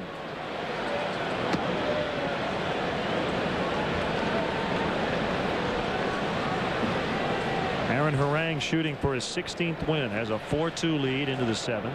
Hall of Famer Ryne Sandberg will sing our 7th inning stretch tonight.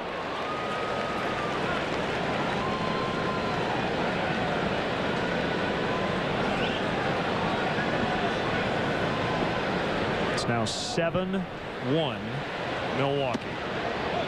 Cubs leading the division by 1. Ben Sheets left early with a left hamstring injury. Claudio Vargas has shut out the Astros over his last 4 innings.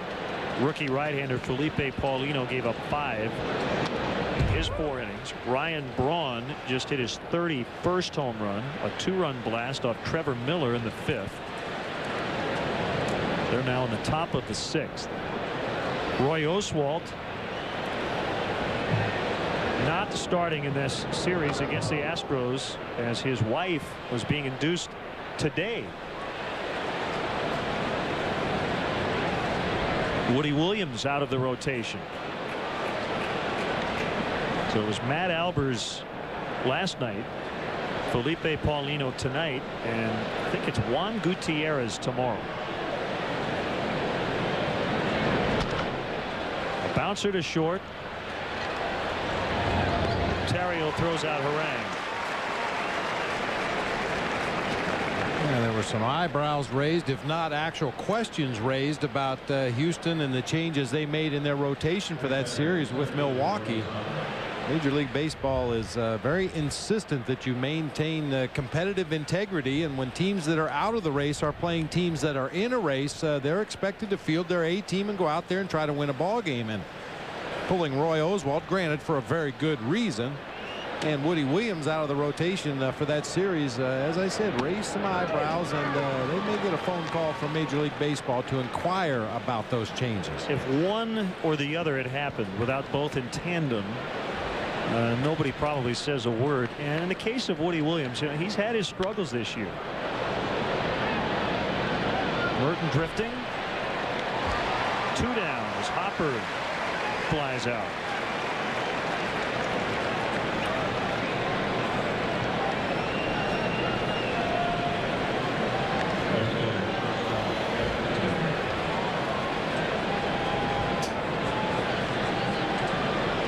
Now Jeff Keppinger.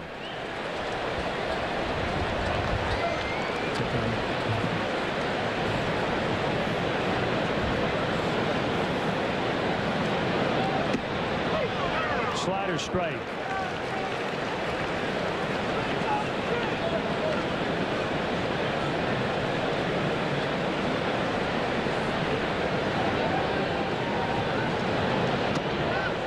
Another one. This one missed.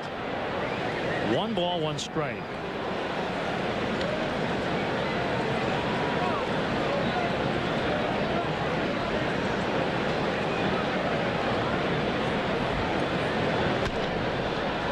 This should do it. And on his 48th birthday, Ryne Sandberg will conduct the 7th inning stretch. Game is Cubs Hall of Fame second baseman Ryne Sandberg. Hey, everybody. I can't think of a better place to spend my birthday here at Wrigley Field. Let me hear ya. A 1, a 2, a 3. Take me out to the ball game. Take me out to the crowd. Buy me some peanuts and Cracker Jack. I don't care if I ever get back. Orange root, root for the Cubbies. If they don't win, it's a shame. Let me hear ya. Orange at the old ball game. Let's win this game.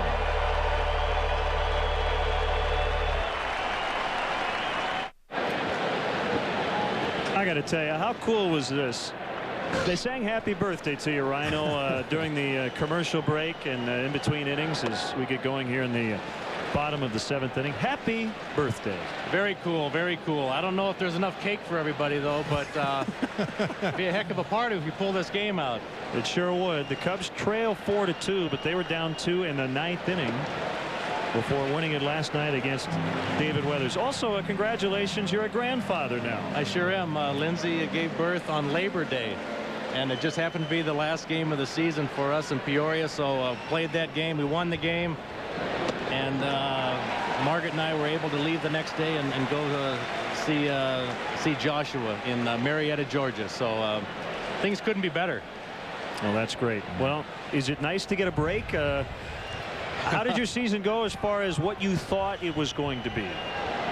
Well, I don't know. I went in thinking, you know, I had a lot to learn. I didn't know everything that I was doing when I showed up the first day of spring training, but went out there every day and worked hard and tried to learn as much as I could. And I just think that if I was surprised about anything, it was the fact that I took so well to it and felt comfortable over a short period of time as far as going out there every day. Cliff Floyd's going to pinch hit for Marmol. Check out the first pitch. What a great hand Rhino received, the Hall of Famer. Nice pitch to Kevin Hart. Well, my arm's in shape after all that batting practice I threw all year, so I threw a little bit better than the last time I threw the first pitch. Yeah, I was going to ask you about that. The physical demands of being a minor league coach or a manager. I mean, you're pretty much it. You throw the batting practice, you hit the fungos. You sure do. It's a workout every day, and I enjoyed that part of it. I enjoyed the physical part of being out there and getting some exercise, working out with the guys, and to be honest with you, it took me about a month to really get the hang of throwing batting practice, but I did get the hang of it and really enjoyed it the rest of the year. And you have a greater appreciation for all those coaches that threw batting practice to you all those years now, right? Absolutely. That's right. It's not as easy as it looks, folks. That's for sure. A fifth-place finish in the first half, but an excellent second half, 40 and 30, and you tied for first, and I guess tiebreakers knocked you out, huh? Yeah, they sure did. It was head-to-head competition. Runs scored because we actually split with the team that was ahead of us 6-6 as far as the record wins and losses. But we went to runs scored, and they edged us out that way. So did not go to the postseason. But the way that the team played down the stretch, and we played all the teams that we were battling with the last 2 weeks of the season, and we did very well, winning something like 10 or 11 out of the last 14 games against the teams that we were tied with. So it was a good finish, and it was a good experience for the players.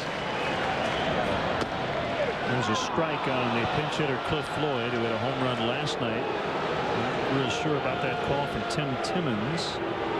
Gary Majeski, a right-hander, up for the Cincinnati Reds. Kendall walked to start the inning, bringing the tying run to the plate.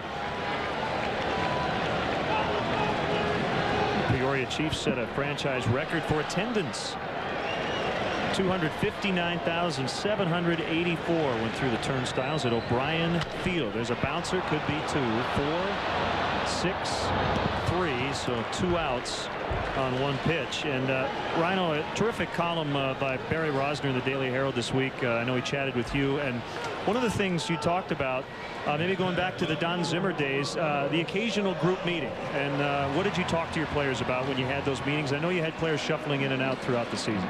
It was various topics. It was whatever was happening. I felt like that's the way that I had to handle the team and really handle the situation was address it, and had numerous team meetings, just getting everybody focused on the same thing, so that there wasn't any wondering what I was thinking about or what we should be doing. So I found it very helpful to get everybody together as a group and talk it over and let them know what I expect and what we need to do now to go out and maybe get a win if we had a little losing streak, just things like that.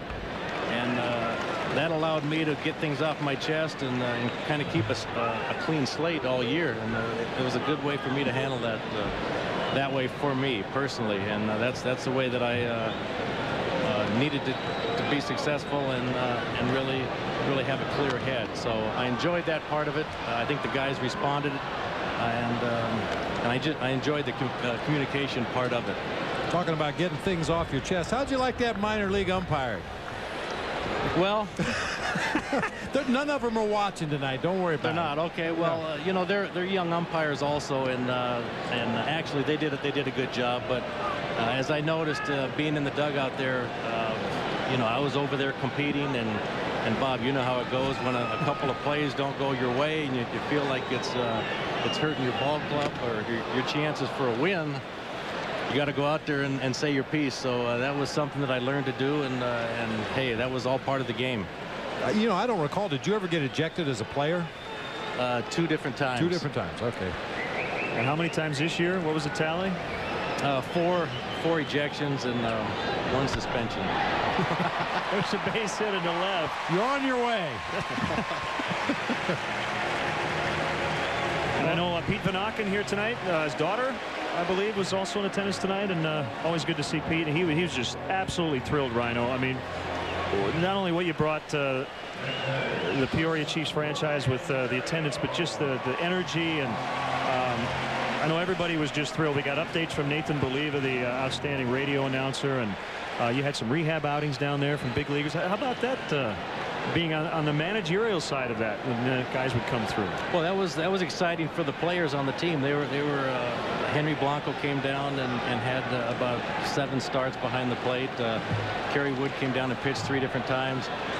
It was good for the young guys to see that, and couldn't ask for 2 better guys. Henry and Woody come down, show them the ropes, show them how they go about their business, and also treat them with steak and lobster after the game. So that the guys really appreciated seeing those guys, because they did do some nice gestures with feeding the guys after the ball game, and it's kind of a tough situation because while they're down the rehab and they're taking somebody else's spot, that they would, trying to work their way up and taking away some at bats. So. But it's a good learning experience for everybody. And as far as next year, there's a managerial opening in the big leagues. Are you going to throw your hat in the ring? I may. I just want to see what opportunities are out there and go from there. But I feel like I learned a lot. I feel like it was a great experience and something that I really did enjoy. Always a pleasure to have you here. Congrats on a great first season as a manager. You're going to be doing this for a long time. Appreciate it. Thanks, Rhino. Thanks, guys. Thanks, Rhino. Thanks, Bob. Time for the sharp aqueous detail of the game. The Cubs got their first base runner actually on an error by Brandon Phillips, but then he did that on a fielder's choice, went behind the back. What a play. And then Edwin Encarnacion got fooled a little bit, but because they were holding Zambrano on at first base, he had time to get Z at second base. That was back in the 3rd. At the time it was 3-0. The Cubs would get 2 in the 4th, but then Encarnacion with a solo home run in the 6th. 4-2 as we start the 8th. Will Oman got the victory in game 1. It's fouled by Griffey. Clean 3-up, 3-down inning, including a strikeout in the 9th for Will Oman last night. Faced Ken Griffey in the ball game last night, gave up a fly ball to center field, then Phillips grounded out to short, and a strikeout of Adam Dunn to complete that top half of the 9th inning.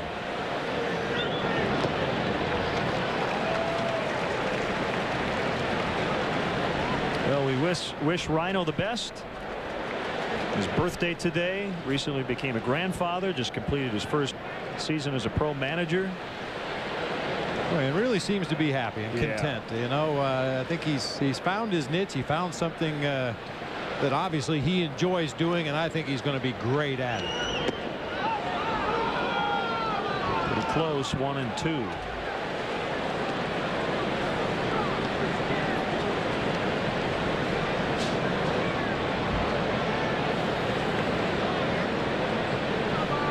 Jody Davis just completed his 2nd season as a manager in the Cubs minor league system. He was at Peoria last year and moved up the chain. High A Daytona this year. The Daytona Cubs struggled, finishing 57 and 80. Jarrett Burton, a right-hander.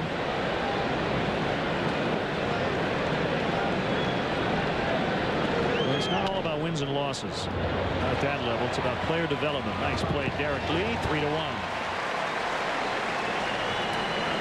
Very curious to get the poll results. Your first thought would be, well, everybody's going to take the ace, Carlos Zambrano, but there's some other good choices, and that tells you about the depth of the Cubs rotation. In a must-win, who do you want to see? How about that? Ted Lilly getting 64% of the votes. Zambrano 21%. Rich Hill followed by Marquis, Traxel, and Marshall. Wow. It'd be interesting to see if the results would have been the same had we asked that question when Carlos pitched against St. Louis last time out. Yeah. It would have been a little bit different.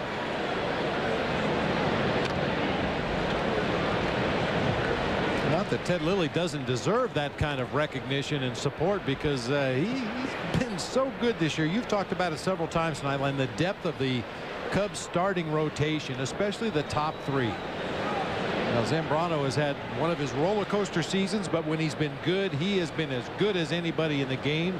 Lilly and Marquis, just a couple of grinders. Second hit of the night, 5th of the series for Brandon Phillips. I think Lilly's a fine choice. I would still take Zambrano. He's the best pitcher on this staff, and in a must-win situation, I put my ace against the other team's ace, and then you take your chances.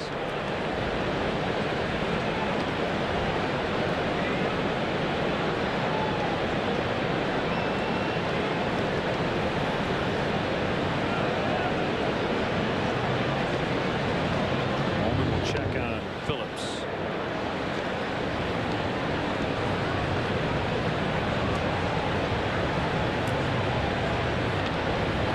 The line on Zambrano tonight, 5 1/3, 7 hits, 4 runs. Just 1 strikeout against 3 walks.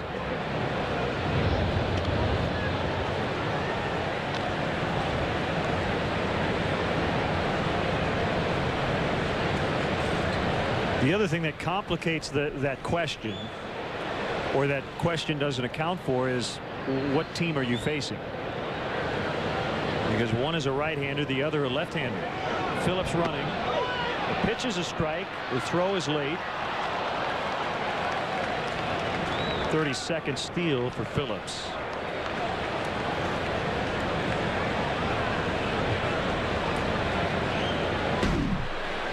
Well, after a couple of pick attempts at first base, you had to figure Brandon Phillips was guessing that Will Oman was going to go home. On that particular pitch, I'd like to see my lefty use a slide step. After you've thrown 2 pickoff moves to first base, there's a good chance that a premier base stealer like Brandon Phillips is going to try to go on the next pitch. Boy, tough to see from that angle. I'm not sure if Phillips had his hand on the bag when Terrio applied that tag to the back leg. Also very tough for an umpire to determine that. He's usually watching the base, looking for the tag to come in, watching for the base runner's hand or foot to come in, and when that throw was up the line of first base a little bit, Terrio did a nice job of getting the ball and getting the tag down quickly. It looked like he might have had it on the back of that left calf before Phillips got a hand on the base. Yeah, it looked like he was out. The other thing is Phillips was actually running on the grass.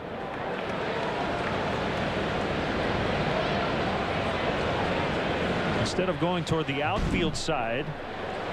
There's the tag. Yeah.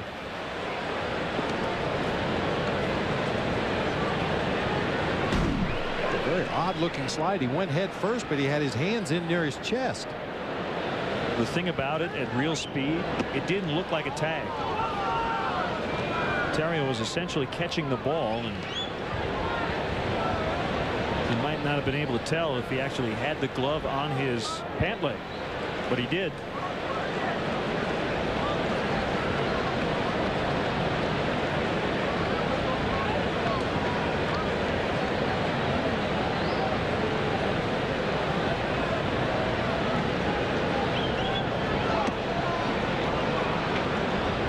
I'm not saying that Ryan did anything wrong there, but in general, a lot of times it's the presentation and not actually what happens.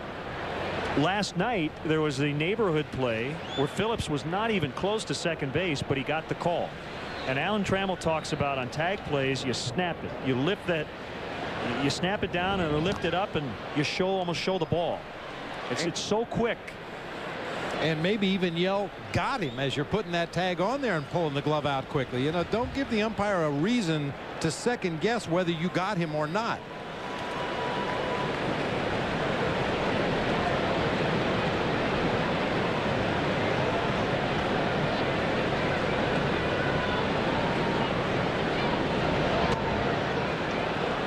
Three and one on Adam Dunn.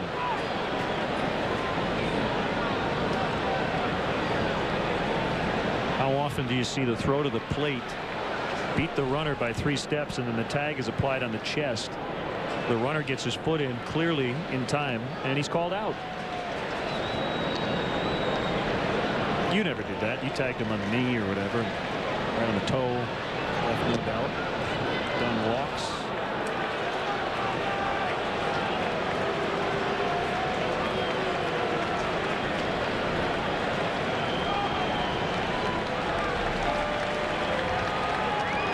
This pitching change brought to you by Jimmy John's. For freaky fast delivery, visit jimmyjohns.com. Here's Kerry Wood with 2 on and 1 out.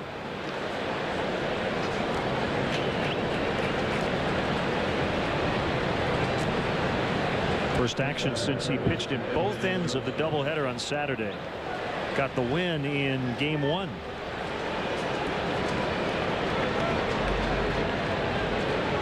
Keep an eye on Brandon Phillips back there at second base. He likes to take advantage of a pitching change and take off on that first delivery, assuming that that pitcher's so focused on throwing that first pitch he's not going to pay any attention to the runner. 3 checks at second base. Nice job.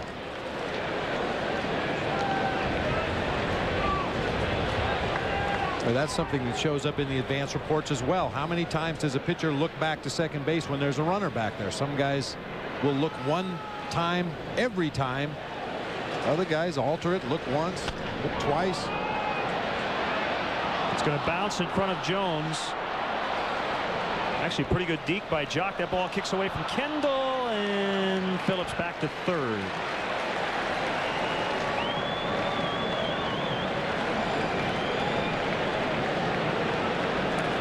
Here's the question.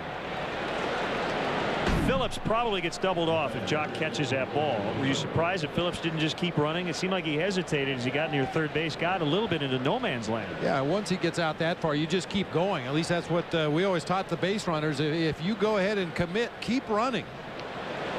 He was out in no man's land. If Jock makes a shoestring catch, he's easily doubled off there at second base. You see him dancing down the line at third when that ball got away from Kendall. Well, there's really nothing to be gained by stopping 3/4 of the way to third base. Big moment here. Cubs trying to keep the Reds right where they are.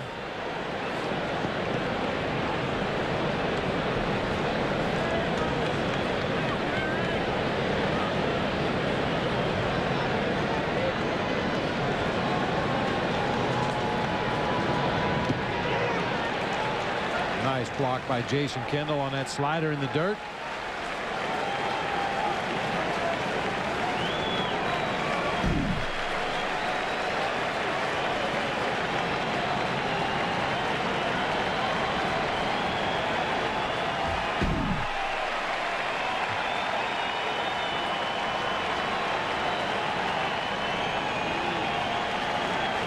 They're on their feet here. 40,801.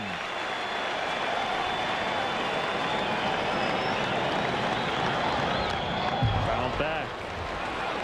Best wishes out to Tom Mears, a lifelong Cubs fan in Gibson City, Illinois.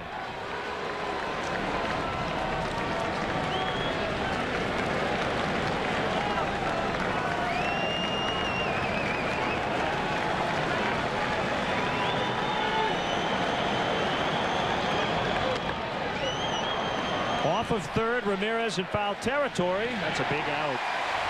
The second of the 8th.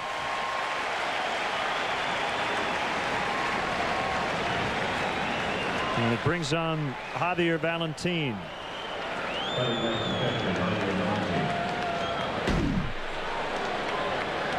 Another good slider. Got in just enough that Votto could only pop it up to the third base side.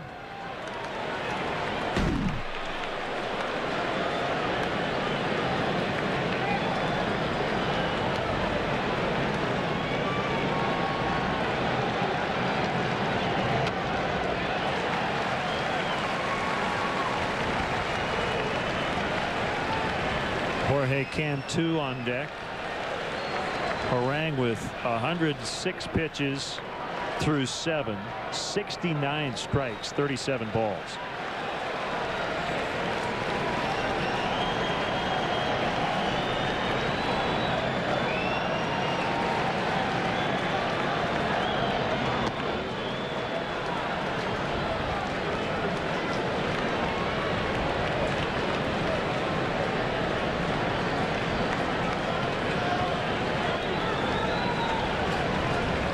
Seen that look from a lot of Cub fans over the last week or so. I'm sure many doing that at home, watching on television on the just completed trip. A lot of tight contests.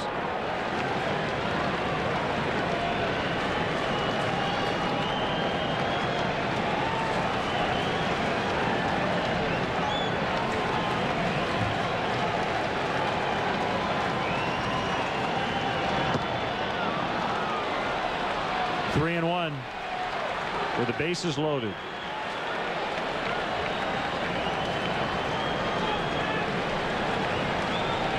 Jared Burton in the Reds bullpen looks like he's ready possibly for the bottom of the 8th. Wood trying to get there without any damage here in this inning.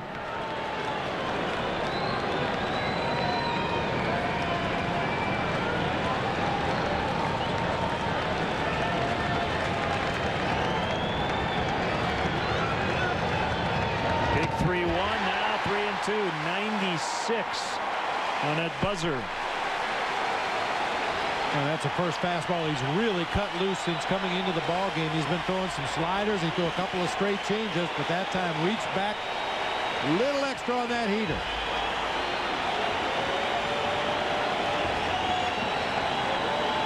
Runners go on the 3-2. That's ball 4. And he's forced in a run. That run will be charged to Ullman.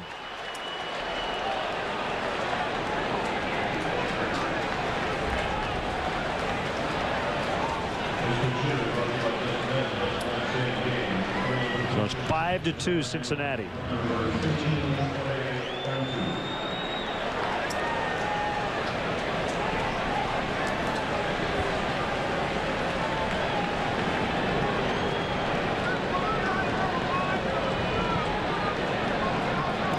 Cantu played in Tampa Bay under Lou Piniella.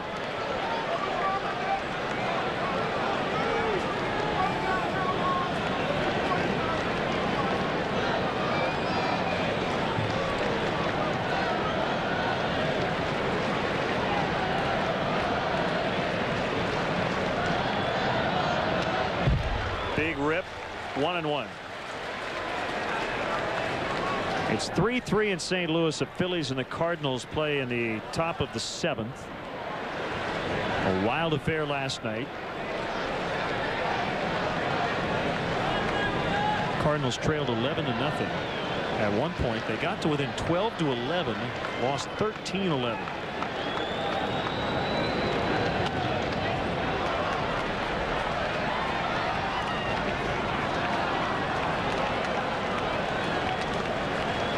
St. Louis 8 games out.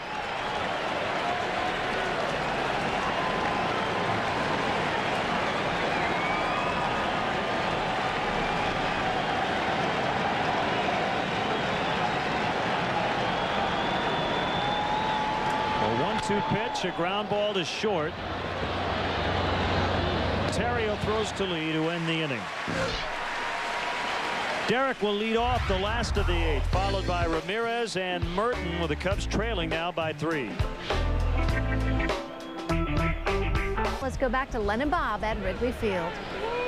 Gail, it's 5-2 Reds. And they'll go into their bullpen. Jared Burton is on. We saw Burton in the ball game last night. He pitched a clean 8th inning, setting the table for David Weathers, who came in to try to close the ball game.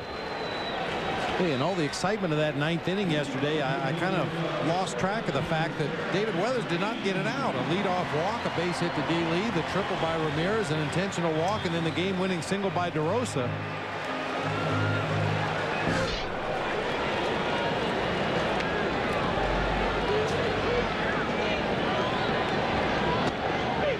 Called strike on a fastball.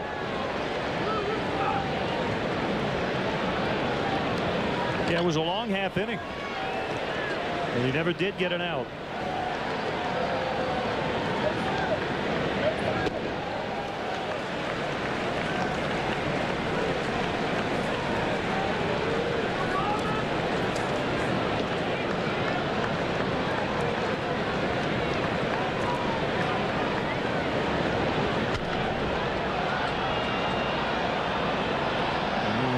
coming over, but it's up about 3 rows in.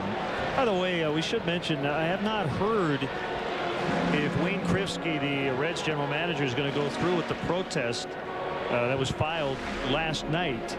Pete McCannon, after the double switch engineered by Lou Piniella, he protested, arguing the rule. Rick Reed, the home plate umpire, was quoted in the Chicago Tribune today saying basically they didn't have a case because of that extra book.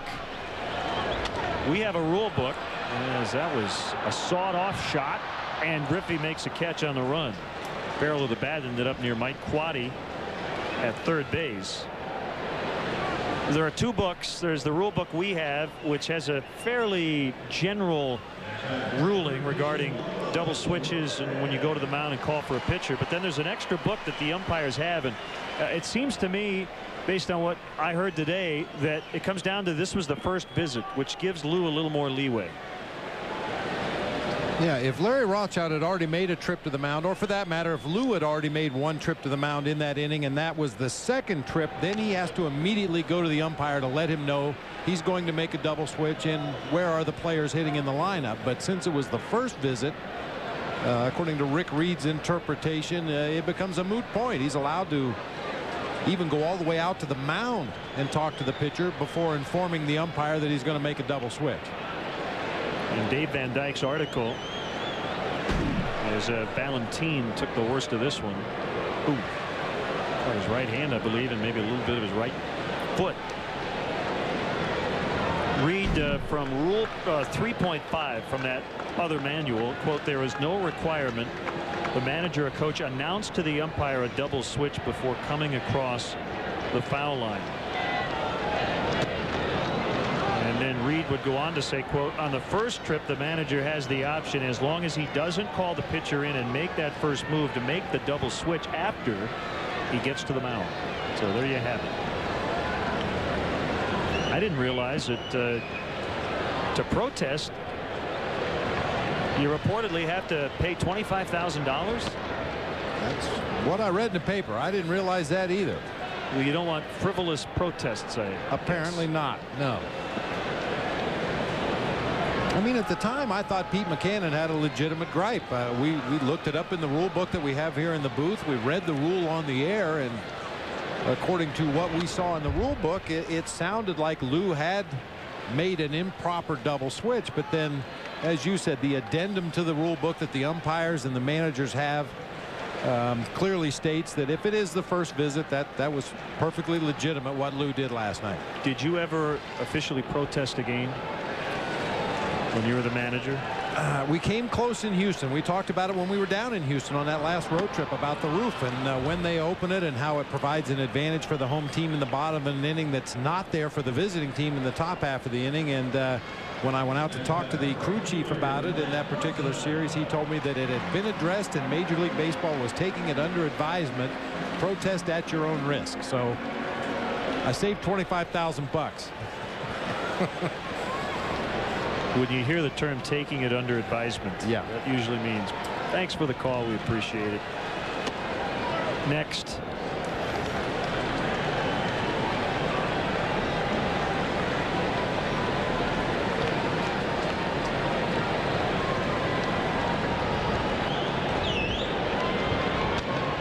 Fouled back by Matt.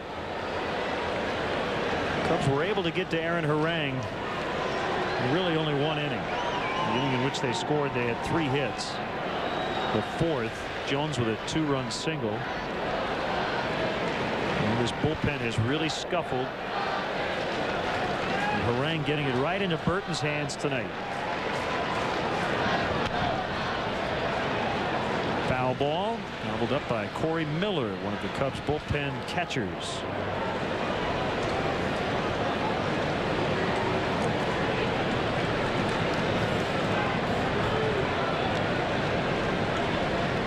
Even the rally that the Cubs were able to put together back in the 4th inning didn't start until there were 2 outs in the inning. They've really had problems getting the leadoff man on so that you could hope to manufacture some kind of offense in that inning.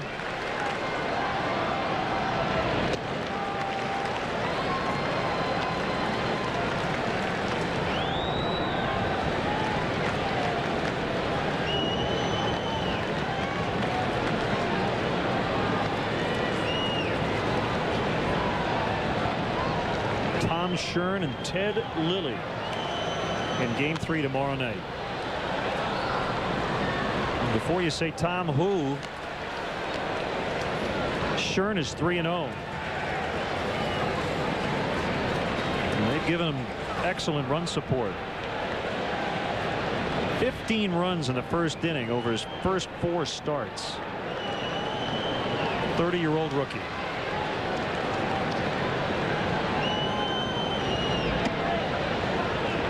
Ted Lilly with 15 wins.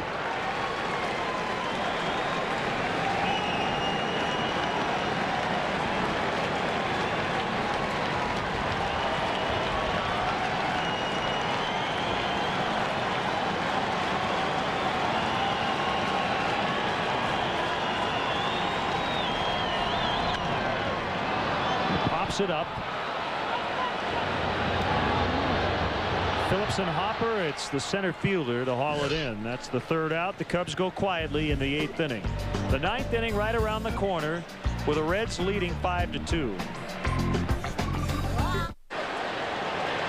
After the game, stick around for Cubs Post-Game Live. Get highlights of all the action, analysis from Dan Plesac, plus check in on Lou Pinella's post-game remarks. Don't miss Cubs Post-Game Live immediately following the game right here on Comcast Sportsnet. Fans' best friend. Had the shot all set up. Those Cub fans with shirts saying I heart Terrio, I heart Ramirez, I heart Soriano, and one said I heart Lennon Bob, but then she sat down, so we never got to see it. But trust us. We appreciate the sentiment nonetheless. There you go. Yeah, there it is. There it is. She knows how to get on television. Here's Michael Wirtz. A swing and a miss from Norris Hopper.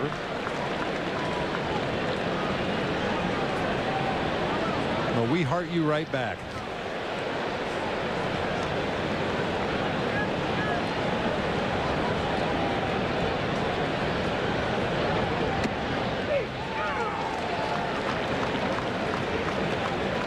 Yet in either ballpark, but not looking good tonight, with Milwaukee leading 7-1 at Houston in the home half of the 8th, and here it's 5-2 Reds in the top of the 9th. There's strike 3.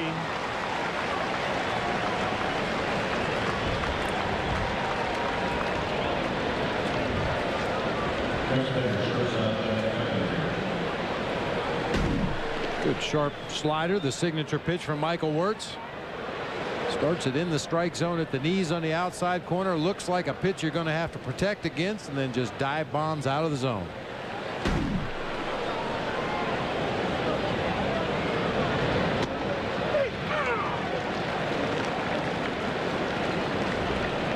By the way, with Hopper getting most of the playing time now at center, Ryan Friel was knocked out of commission earlier in the year with a right knee injury, and Josh Hamilton with a sprained hamstring, probably done.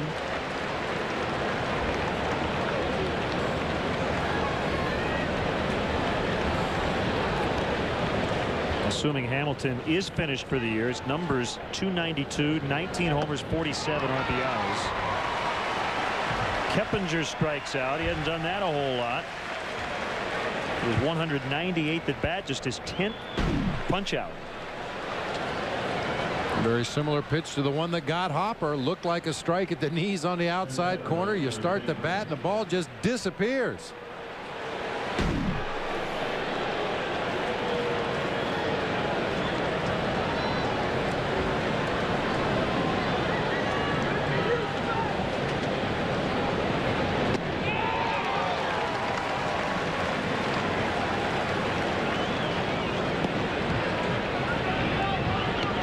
Is going to get back up on that horse.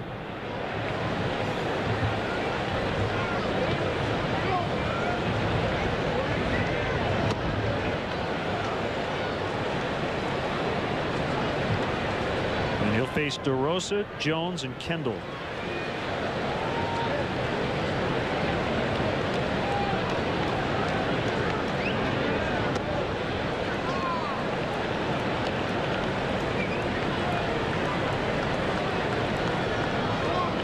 quiet series for Junior so far, only 1 for 9. His one base hit did drive home a run in the 6th inning yesterday.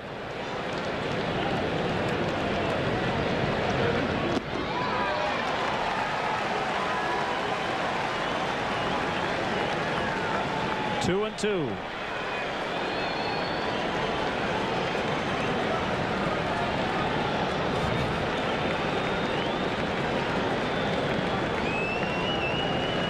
They're hoping for a Cubs comeback.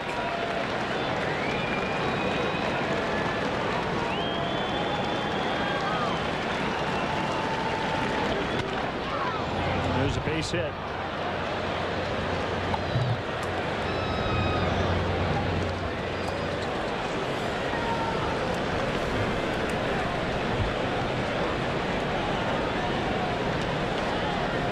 Scott Air grabs a baseball.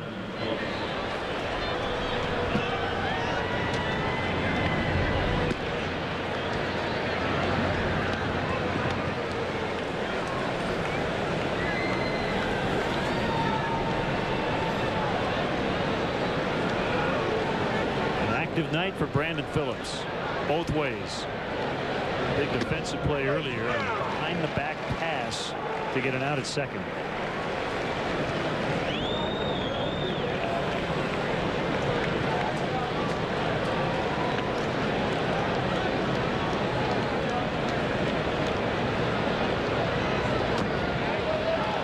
From Kendall and Griffey to second.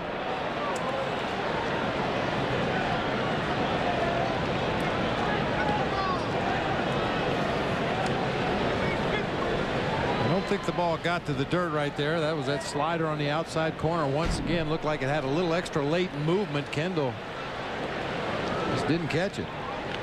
Kind of tipped off the end of his catcher's mitt, hit him on that right shin guard, and ricocheted over into the Reds on deck circle. Charged with a passed ball, his 4th as a Cub.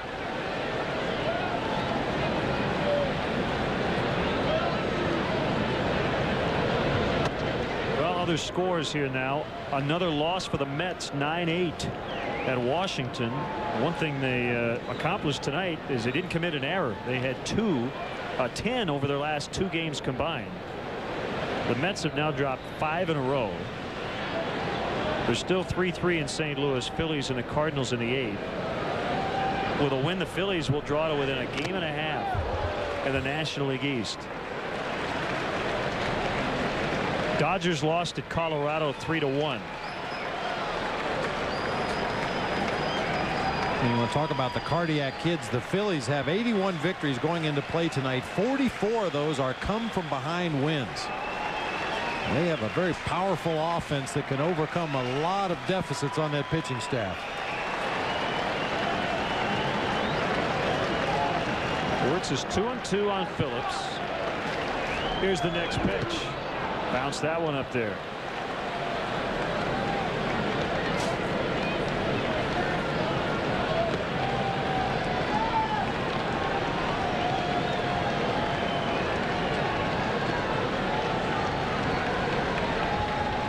Cleveland beat Detroit again 7-4 the final. Looks like that race is just about over. A 6.5 game lead for the Indians. Yankees shut out Baltimore 12-0. Blue Jays over the Red Sox 4-3. Yankees are 2.5 out.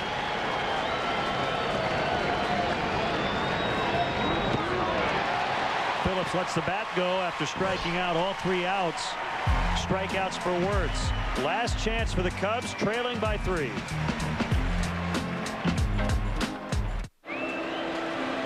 The Nissan drive of the game was in the 6th inning. Edwin Encarnacion with the first Reds homer in the series, their 195th of the year, his 14th. That made it 4-2. The visitors would add a tally in the 8th inning on a bases loaded walk. Jason Ellison plays left for Dunn. And David Weathers hasn't recorded an out in the series. Blew the save, took the loss last night.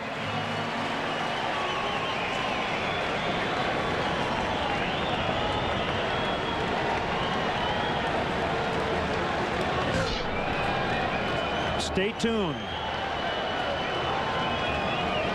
That's the theme tonight. Here we go. Strike one.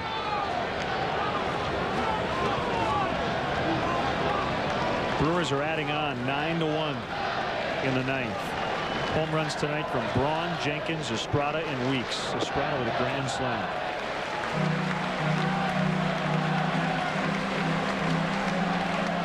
That game in Colorado was at first a 2, and in the game tonight, Dodgers leading 7-5 in the 7th. Here we go. Here we go. Leadoff single. And that makes Mark DeRosa 7 for 8 in the series.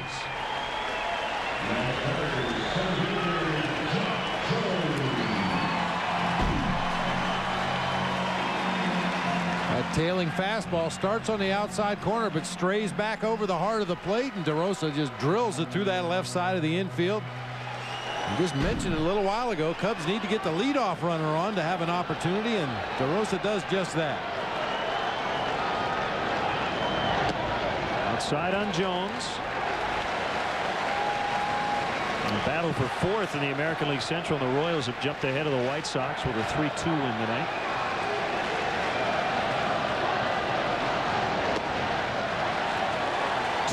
Nothing. Double barrel action for the Reds. Majeski, and the left-hander is Bill Bray. Phillips with the flip, Keppinger the turn, and the throw pulled. Votto off first base. The timing might have been thrown off on the backhanded flip by Phillips. And Keppinger not able to make a clean relay throw, so only 1 out. That's an awful long backhanded flip this time from Brandon Phillips. You can see where he's positioned. His throw was a little bit of a changeup, forcing Keppinger to come across the bag and bend down to get to the ball. That gives DeRosa an extra step or two to get on top of him, and his throw was errant to first base, allowing Jock to reach.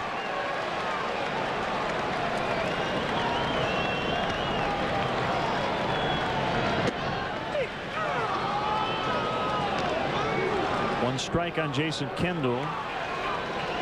Rob Butcher, the Cincinnati Reds Director of Media Relations, just announced that the Reds have formally filed their protest after last night's game. Jones is going to run. Keppinger will throw to first and get Kendall. 2 outs.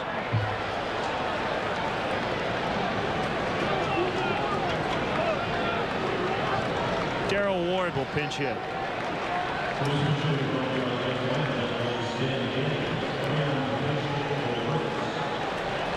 The producer of Cubs baseball on Comcast Sportsnet is Bob Albrecht. Our director is Dave Turner. Our associate producer, Tamara Anderson. Our stage manager in the booth, Christine Charbonneau. Our technical director, Chris Kentner. The executive producer of Cubs baseball on Comcast Sportsnet, Jim Cornell Jr. Great work by our entire crew all season long.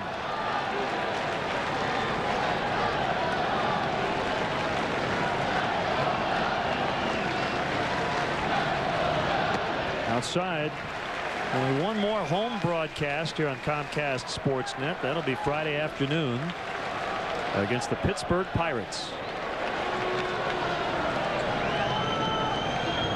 And we'll have 3 of the final 6 here on Comcast Sportsnet on that last trip.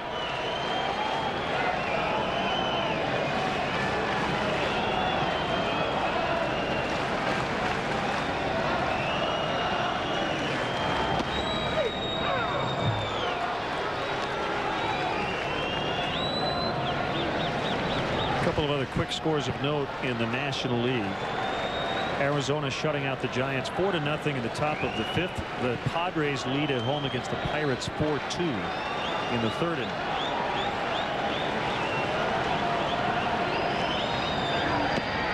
Called strike comes down to a final swing here.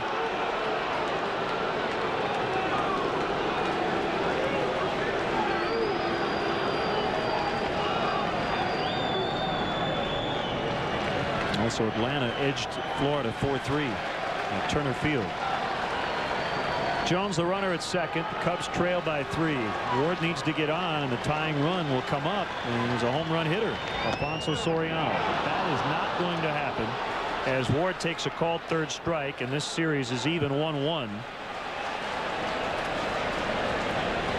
So after that big comeback last night, no such occurrence tonight. The Cubs trailed early 3-0 as Aaron Harang beats Carlos Zambrano. Well, a battle of aces, and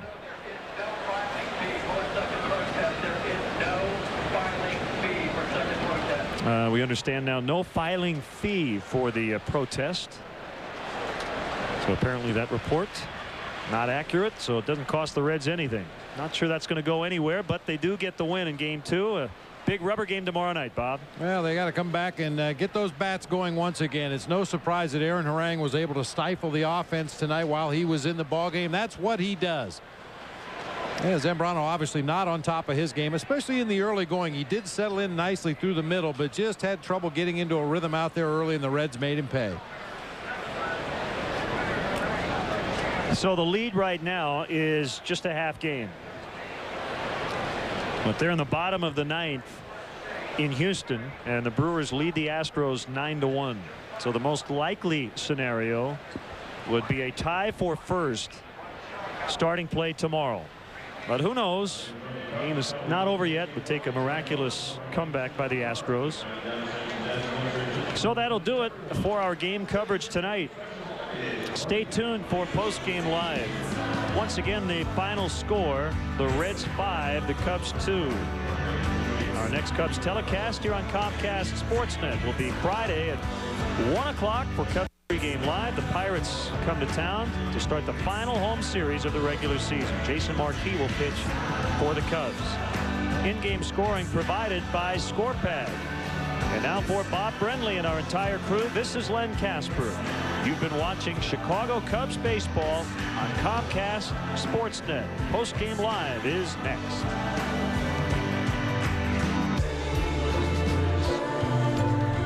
So no magic in the bottom of the 9th tonight. Looks like different than last we will have a tie once again to top the NL Central. Mark Shanowski, Pat Boyle back in our downtown Chicago studios.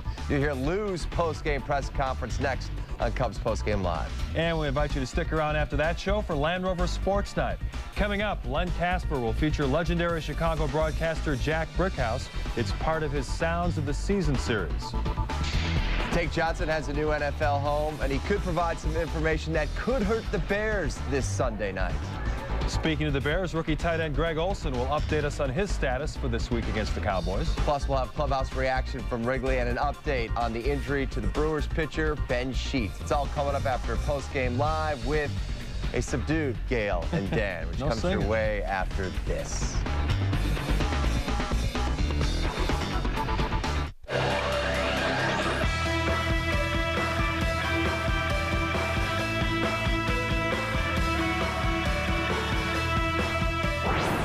No ninth-inning heroics for the Cubs this time as they fall to the Reds. 5-2 is your final from Wrigley Field. Carlos Zambrano, an off night for the Cubs ace.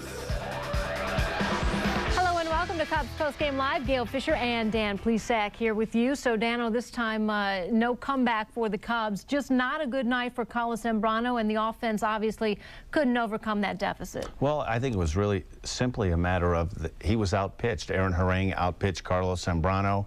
He had a very strong performance against St. Louis in the last series on the road.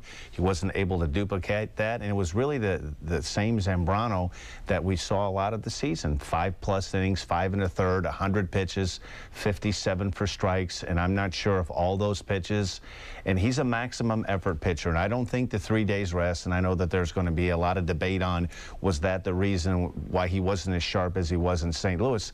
I don't think that had anything to do with it. He's a young guy, he's a strong guy. It was just a matter of he wasn't able to throw strikes consistently, a lot of deep counts, and really with the exception of the game that he had against St. Louis last week, this has kind of been the MO of Carlos the last month and a half, and and they have to somehow, in the short term, get this fixed because they're desperately going to need him in these last 10 games. And Zambrano not really all that comfortable at home. The last time he pitched at Wrigley Field, of course, is when he got booed off the field, criticized the fans, and then came back and apologized for it. So it seemed like the fans maybe were going to boo him off the field tonight. However, they cut him a little bit of slack.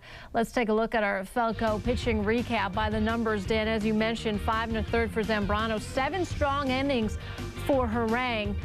Once again, Harang out pitching Big Z, and I don't know if he's distracted at Wrigley Field. When you take a look at his numbers away from Wrigley and at home, there is a big difference in terms of wins and losses and how he pitches. I mean, you can look at that, but I think, you know, when you look at the whole body of work for the whole season and you look at the slow start that he was off to in April and May, it would lead you to believe that he's not able to make adjustments during the course of the game, in the early part of the game, to get himself back on track. Then he was as good as any pitcher in June and July. And I'm not sure that right now he's able to, what every pitcher has to have their toolbox. Their keys that make them work, landing on your front foot, throwing off front foot contact, staying balanced, staying relaxed, throwing off a strong front leg. And I'm not sure if he's able to make adjustments on the fly to correct things, Gail, because it was really inconsistent in April and May, then really good in June and July. And with the exception of the game that he threw in St. Louis, you know, it's been really hit or miss, and once again, a lot of pitches.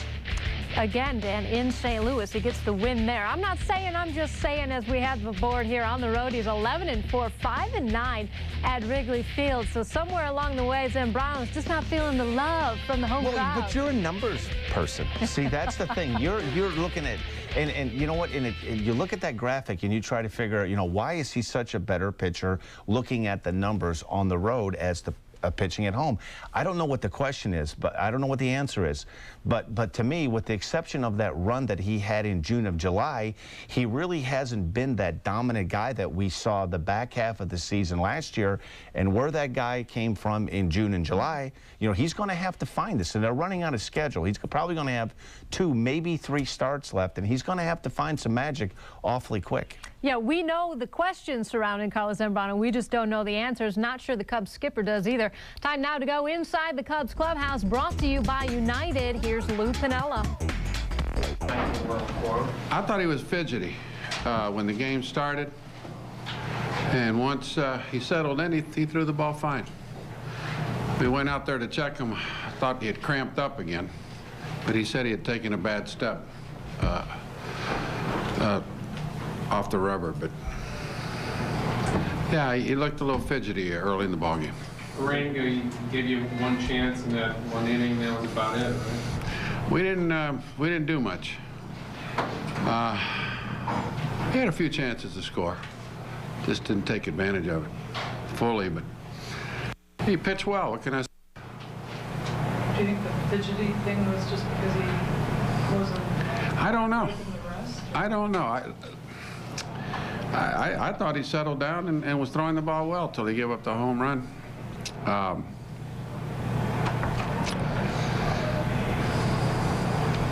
I don't know. All right. Anything else? So I guess it just seems like this thing's determined one way or another to just be nip-tucked. Well, look, I mean, you're not going to win every game. And if Milwaukee wins every game the rest of the way, they're going to win. It's plain and simple. We said we needed to win series, and that's what we need to do. I mean, you're not going to win every day. And if the other team wins every game, well, then they're going to win the division, period. So, I mean, you go out there and you play, and you try to win as many games as you can. And that's all you can do. You know, tonight we faced a good pitcher, and he shut us down. What can I say? He's 14-4, 15-4, whatever the heck he is. He shut us down. And tomorrow we'll come out and play again. Well, and that's a great point by Lou Piniella. You need to win series. The Cubs can still win this series against the Reds. And you just hope that the Brewers start to cool off. There was a period of time, Dan, when the Brewers couldn't buy a win. Now suddenly they're on that hot streak again, and you're looking to them to lose a game. Well, one of the things the Brewers have done all season long, Gail, they've been a terrible team on the road. The key is what they have done all year is they can hit. This is as good a hitting team as there is in the National League. You could rate them 1-2. The Brewers and the Philadelphia Phillies are two teams that can really pound the baseball. Pitching is another story, and that is what has Milwaukee. If Milwaukee would have kept on that pace of scoring runs and gotten some good pitching right now, they would have been sealed and mailed in already, but they haven't been able to do that. And I think it gets to the point now where you get a little nervous as a fan because you're seeing the schedule start to dwindle down, and this is a big game for the Cubs tomorrow. Lou touched on it. I think if the Cubs win every series the rest of the way, win 2 out of 3, they're going to win this division. And so many things can change. You can be really up one day, you come off a great win last night at come from behind, and you have this letdown today. I wouldn't say this game got away from you. This was a game that simply Harang outpitched Carlos Zambrano. Couple that with a Brewers victory, and now you feel like you're back tied for first place. But this is the way it's going to be all the way through till game 162. Milwaukee cruising along, but they did get a bad break tonight. Let's take a look at the highlights. Brew Crew facing the Astros. This was the last chance to pull into that first place tie, but early trouble for Ben Sheets. He grabs his left leg after a warm-up pitch in the second inning.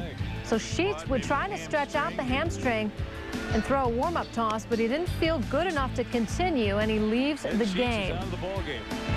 But still, it was all about offense for the Brewers. Johnny Estrada with the bases loaded in the fourth takes Felipe Polino out to right. A grand slam home run. The Brewers hit 4 homers, and they win it 9-1. So here's a look at the National City NL Central standings. Brewers and Cubs in that first place tie once again. You notice the Brewers only 78 in the win column. They're actually 2 games down on the Cubs. They'll play every day for the rest of the season. Dan, well, the Cubs will have 2 days off between now and the end of the season. And unfortunately for the Cubs tonight, Roy Oswalt was scratched. His wife was having a C-section, and so you looked at this matchup this morning, seeing Roy Oswalt against Ben Sheet. That didn't happen. And tomorrow's starter Woody Williams for the Astros has been taken out of the starting rotation.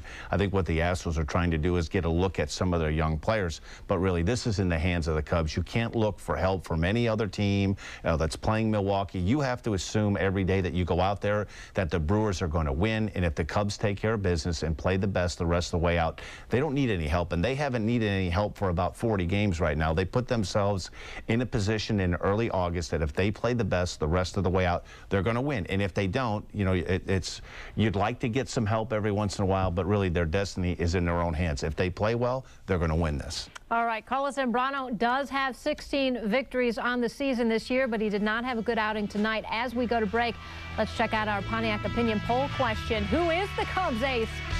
Is it Carlos Zambrano or is it Ted Lilly? Go to ComcastSportsNet.com, click on Chicago, then click on the Cubs page and give us your vote, and we'll have the results later in the show. For every Cubs victory this season, National City is proud to make a donation to Rhino Kid Care. Please visit rhinokidcare.com. Ryan Howard, 185 for him with 10 Ks. Mike Cameron hitting just 167 with 11 strikeouts. And Mark Mulder, 0 for 2 with an 11.57 ERA. Carlos Zambrano had a bad night for the Cubs tonight. Here he is talking to the media at Wrigley. Good. My first time, but I felt good. I felt good, and just make my first 2 or 3 innings, I was too rushed, and I had to be in control of the situation, but I felt good. I felt real good, and I thought. Fidgety early on. Would you agree that you were fidgety? Yeah, I mean, I was trying not to make a mistake, and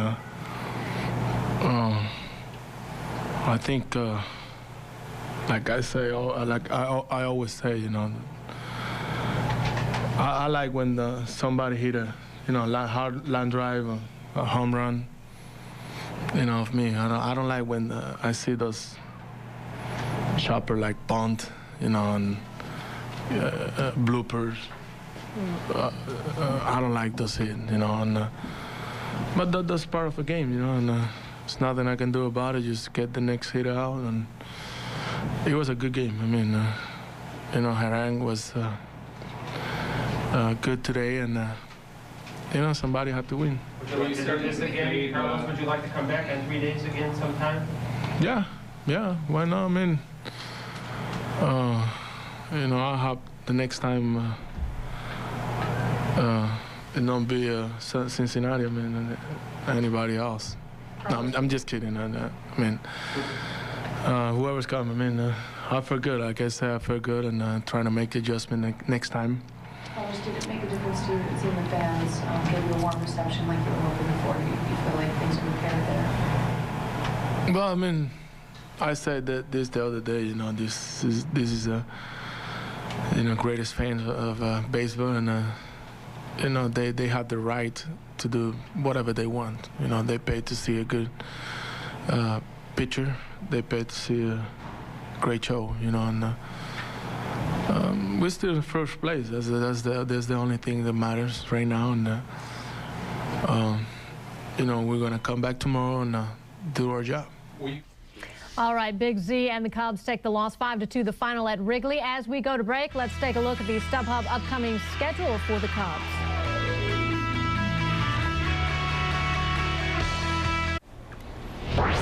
Here's our Geico quote of the day from Cliff Floyd talking about Cub fans. He says they probably have more anxiety than any of us as players, so hopefully we can eliminate some of that, maybe by playing some games where we have a little cushion at the end and everybody can relax and have a beer and chill out. Didn't happen tonight for the Cubs as they lose it 5-2. Let's check out our Pontiac opinion poll question. Earlier in the show, we asked who's the Cubs ace, Carlos Zambrano or Ted Lilly. You, the fans, say, wow, 78% say it is Ted Lilly. Big Z has lost the faith of the Cub fans. Ted Lilly pitching in the series finale tomorrow. Dan, he's also going on 3 days rest. He has been the Cubs' most dependable and most consistent starter all season long. He's had a terrific year, one of the best free agent signings in any team in baseball. A terrific sign. He's pitched up to his contract. All right, series finale tomorrow against the Reds. Our next telecast here on Comcast Sportsnet is on Friday. For Dan Plesac, I'm Gail Fisher. Sports Night with Pat Boyle and Mark Shanowski is coming up next.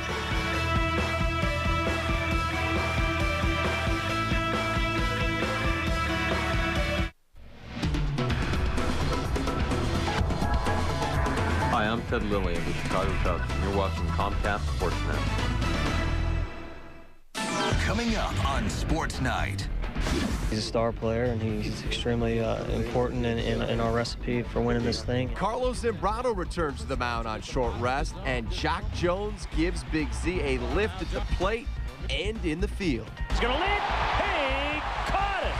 Pulled it out of the vines. He had a unique way of capturing it all. Even though it was on TV, you could see it. And we continue our Sounds of the Season with Jack Brickhouse. Len Casper chronicles a man who gave a lifetime of memories to the fans.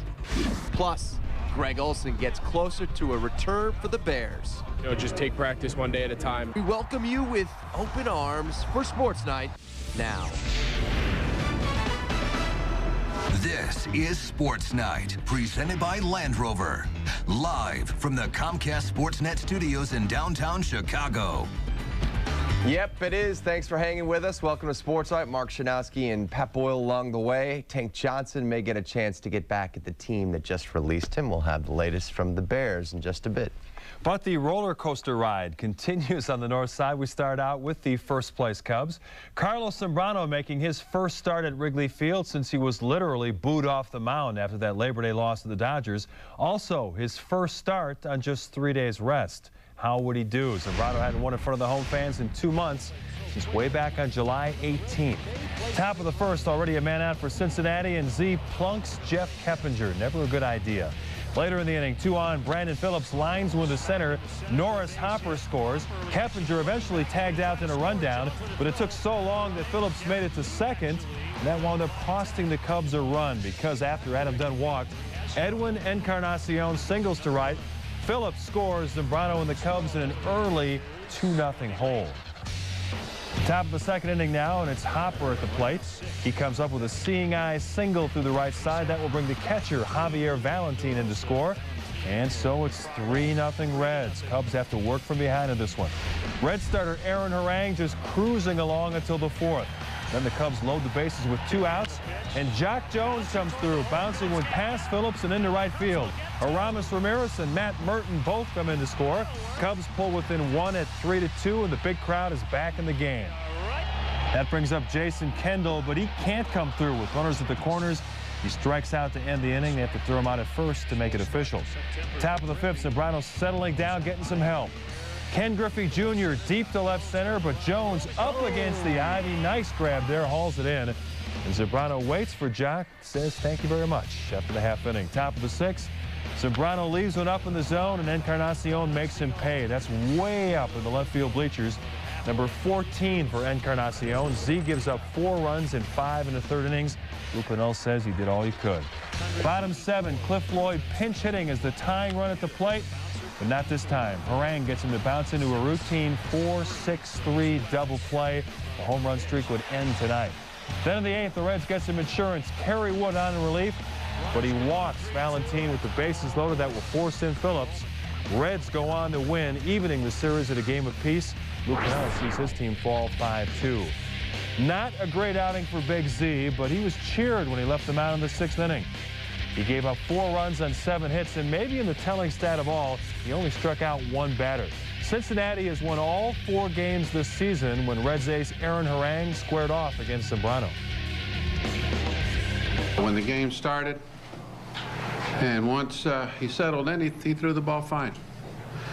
We went out there to check him. I thought he had cramped up again, but he said he had taken a bad step off the rubber. But yeah, he looked a little fidgety early in the ballgame. I felt good, and you know, I just make my first 2 innings, 2 or 3 innings, I was too rushed, and you know, I had to be in control of the situation, but you know, but I felt good. I felt real good. So the Brewers had a chance to pull into a first-place tie by beating the Astros down in Houston. Some early trouble for Milwaukee ace Ben Sheets. He grabs his left leg after a warm-up pitch before the 2nd inning. Sheets would try to stretch it out, toss a warm-up pitch, but he didn't feel good. And the coaching staff decides, you know, let's get you out of here right now. But the Brewers offense had his back in this one. Johnny Estrada, bases loaded in the 4th inning, and he takes rookie Felipe Paulino out to right field. That is a grand slam home run. The Brewers 4 long balls on the night. They are hot once again. They beat the Astros 9-1. So we're back to a tie for the lead in the National League Central. The Cubs with 10 games left, Milwaukee 12. You saw Zambrano's poor numbers against Cincinnati this season. Well, Z will face the Reds again next week in Cincinnati. The Brewers face another rookie pitcher in Houston tomorrow, while Ted Lilly faces the Reds on just 3 days rest. It was just a matter of time before somebody in the NFL gave Tank Johnson another chance. The former Bears defensive tackle signed a 2-year deal with the Dallas Cowboys today. Now, you won't see him this Sunday night at Soldier Field, but he could give Wade Phillips and the Cowboys some insight to that Bears playbook and scheme. Tank still has to finish serving his 8-game suspension. It's not clear what Johnson is allowed to do with Dallas before the league reinstates him. He will have the next 6 weeks to learn the Cowboys' nose tackle position. Tank's agent said tonight his client is thankful to the Cowboys for giving him this opportunity. He's very determined to prove they made a wise decision in believing in him, end quote. We shall see. Tuesday is the normal day off for the Bears during the regular season. But for top draft pick Greg Olsen, getting extra rest isn't a top priority right now. Olsen's still working his way back from that sprained knee he suffered in the Bears' final preseason game. If all goes well this week, he should make his NFL debut Sunday night against Dallas. From the beginning, just range of motion stuff to now full speed running and cutting. I mean, the trainers at the Bears are the best. They've done a great job of my rehab, and I feel great. We're cautiously optimistic that we'll be able to play this weekend. You know, nothing's definite yet. We're gonna just take practice one day at a time. But you know, we're feeling really good about where we are right now. And the Bears back on the practice field tomorrow. Lance Briggs was all over the field against the Chiefs on Sunday, making 12 tackles. He also had a sack and a key fumble recovery. For that great effort, he's been nominated as one of 5 finalists for the NFL's Defensive Player of the Week award. Now fans can vote for their choice on NFL.com until 3 o'clock on Thursday. In other Bears news, the team signed running back P.J. Pope to the practice squad. Pope was on that unit for the first half of the 06 season after signing on as an undrafted free agent. The Bears also cut wide receiver David Ball from the practice squad to make room for Pope. Mike Ditka wasn't promoting Chardonnay, cigars, or any casinos today. Iron Mike was back on Capitol Hill as he continues to lobby for improved benefits for retired players. Former Bears coach was joined by fellow Hall of Famer Gale Sayers, and their crusade is being heard. Players Union Chief Gene Upshaw asked Congress for greater authority to approve disability claims. The system is broke. Fix it. They know what's broke. They know how to fix it. We're not talking about the money. Everybody knows the money's there. Fix the system. Don't make proud men beg. Don't make them jump through hoops. They have dignity. Let people live out their lives with some respect. That's all I'm asking. I do not blame anyone for this failed system, but we will all share the blame if we don't pull together and fix it now while these players are still alive and in need. Coming up next, our Cubs postgame live analyst Dan Plesac explains why Carlos Zambrano's struggles were not because he was pitching on short rest. Plus, does Cubs general manager Jim Hendry think the schedule favors his Cubs over the final weeks of the season? His answer might surprise you. And we'll check in on the White Sox. They scored 11 runs in 1 inning last night in Kansas City. Would the offensive surge continue tonight? We've got the highlights. Plus, our Sounds of the Season series continues. Len Casper looks back at the Hall of Fame career of broadcaster Jack Brickhouse. Jack taught us as children watching WGN and Cub games, taught us baseball and taught us the nuances of being a Cubs fan. Land Rover Sports Night is brought to you by your local Land Rover dealers. The adventure begins at your Illinois Land Rover retailer today. Seen him all year. Now he's back to Wrigley Field where he has struggled and going to give up another run. Merton's throw is going to be late. Big Z struggled out of the gates tonight, pitching on 3 days rest. Cubs ace gave up 3 runs in the first 2 frames. He did settle down until the 6th inning when Edwin Encarnacion took him for a ride. Z giving up 7 hits, 4 earned, 3 walks, just 1 K. He's now 0-4 against Harangue this year. Here's Dan Plesac on Zambrano tonight. I think the key to tonight's game was simply that Aaron Harangue simply outpitched Carlos Zambrano. I know there's going to be a lot of people raising the question, was it because Carlos Zambrano was brought back early on 3 days rest? I don't think you saw anything differently from Carlos Zambrano tonight that you haven't seen most of the season. His pitch total, 100 pitches in 5 1/3 innings. He was in trouble early in the ball game, and really with the exception of a couple of starts over the last 2 months, he hasn't been that dominant pitcher. 1 strikeout only tonight. He hasn't been the guy that we saw in June and July that was able to shut teams down, strike out 9 or 10, give up 3 or 4 hits through 7 or 8 innings. And they're going to have to hopefully find that guy in the next 2 weeks because they're desperately going to need the good Carlos Zambrano the remaining 2 weeks. All right, Dan, thanks. General Manager Jim Hendry is the guy who completely rebuilt the Cubs roster this past offseason. We all know about the big money free agents Hendry signed, but the Cubs have also received important contributions from their minor league system. Hendry talked with the panel at Chicago Tribune Live earlier this evening. He says he doesn't really believe the remaining schedule favors the Cubs. As you look at the schedule, you know, in 04, everyone said you had the easiest road and you didn't get there. Do you put any stock into the schedule or you just play them how they are? Yeah, I don't put any stock in anybody has an advantage. The Cincinnati Reds have gotten the better of us the last couple of years. We've had a lot better record against the Cardinals and the Brewers than we have the Reds. So this is a great ball club offensively, and the nights when you're facing Harangue and Arroyo, you got your hands full. And I come from the theory that it's not who you play, it's when you play them. And certain clubs are hot at certain times, and your matchup aren't as good as others. So it really doesn't matter. I don't think we have any advantage at all in the schedule. At the same time, I don't think Milwaukee does either. It's just time to line up and play your best baseball. It's big-name guests all week on Chicago Tribune Live. Tomorrow, Bears receiver Muhsin Muhammad. Thursday, the chairman, Jerry Reinsdorf, will join us in studio. And on Friday, White Sox GM Kenny Williams, Illinois Governor Rod Blagojevich, Steve Stone, and Jerry Azuma. So make your plans to join us at 5:30 right here on Comcast Sportsnet. Sox and Royals. I know you were watching this game, Mark, over on CLTV tonight. Gavin Floyd still trying to post his first win since returning to the rotation. Bottom first. Royals already up one. Billy Butler adds that lead. Two more score here as Casey builds a 3-0 lead. We move to the 6th inning. Sox down by 2 with 2 on. Darren Erstad grounded to short. He hustles down the chalk and prevents the double play from ending the inning. Josh Fields scores. Sox within a run. Bottom 6, Floyd settling down, facing David DeJesus. Gets him to bounce into the 6-3 double play. Floyd gave up just the 3 runs over 6 innings. In the 7th, the Royals starter Gil Mesh became the first KC pitcher to log over 200 innings in a season since 2003. 1 earned run over 7 for him. Royals win 3-2. Sox are back in the basement and back on our airwaves tomorrow night at 7. Temperatures are expected in the 80s all week, but don't tell that to any of the Blackhawks players and coaches. They're going to be very busy out on the ice, all kinds of practices and preseason games coming up. Denny Savard beginning his first full season as head coach, and tonight he sent his young team out on the ice in Columbus, Ohio, the preseason opener against the always tough Blue Jackets. Hawks did all their damage in the second period. Troy Brouwer pushed one in the net on the assist from Tuomo Ruutu.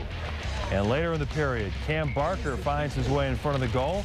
He slaps one in. Hawks offense working well in the first preseason game, both power play goals. Patrick Lalime with the save here. He had 23 in the game, and the Hawks take their preseason opener 4-3, your final from Columbus. Coming up on the show, the Cubs could not overcome Big Z's early struggles tonight. We'll head back to Wrigley for more reaction to their 5-2 loss to the Reds.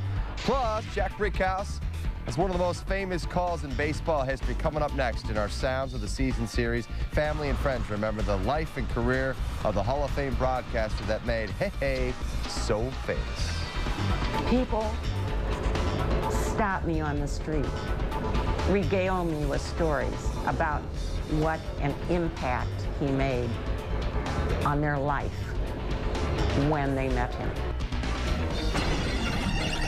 But now it's time for the Land Rover Big Question. Tonight's loss gave Carlos Zambrano 29 decisions this year.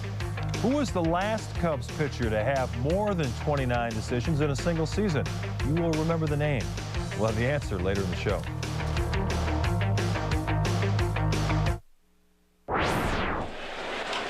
There's a drive by Encarnacion, and it will go more than halfway up the bleachers. That's his 14th, and it's 4-2. El Zambrano struggled early, then gave up that solo shot to Encarnacion in the 6th. As the Cubs fall to the Reds 5-2 at Wrigley tonight. They're now tied once again for first with the Brewers, who beat Houston 9-1, as Z remains winless at Wrigley since July 18th. I know it's a tough thing to do, to go out there on short rest like that, and you know, I thought he made some good pitches early on, and just really didn't get the breaks. And then he did settle in, and he threw well. Yeah, gave us a chance to win. We knew it was going to come down to the wire. You know, we still have a chance to win the series, and that's all you can ask. So come out tomorrow, forget about tonight, and try to win the series. Earlier reaction to the Land Rover Big Question. The loss tonight drops Zambrano's record to 16-13 on the year's 29th decision. We want to know, who's the last Cubs hurler to have more than 29 decisions in one campaign? The answer is Greg Maddux. Went 20-11 back in 1992 on his way to his first Cy Young Award. Yeah, he was pretty good. Matter of fact, still is. National League Central race could go down to the final day of the regular season, but you won't have to wait that long for a shot at home playoff tickets. The Cubs will sell tickets for 2 potential opening round home games at Wrigley Field this coming Sunday at 9 a.m. But don't go to the ticket office. They're only available either by phone at 1-800-THE-CUBS or online at Cubs.com.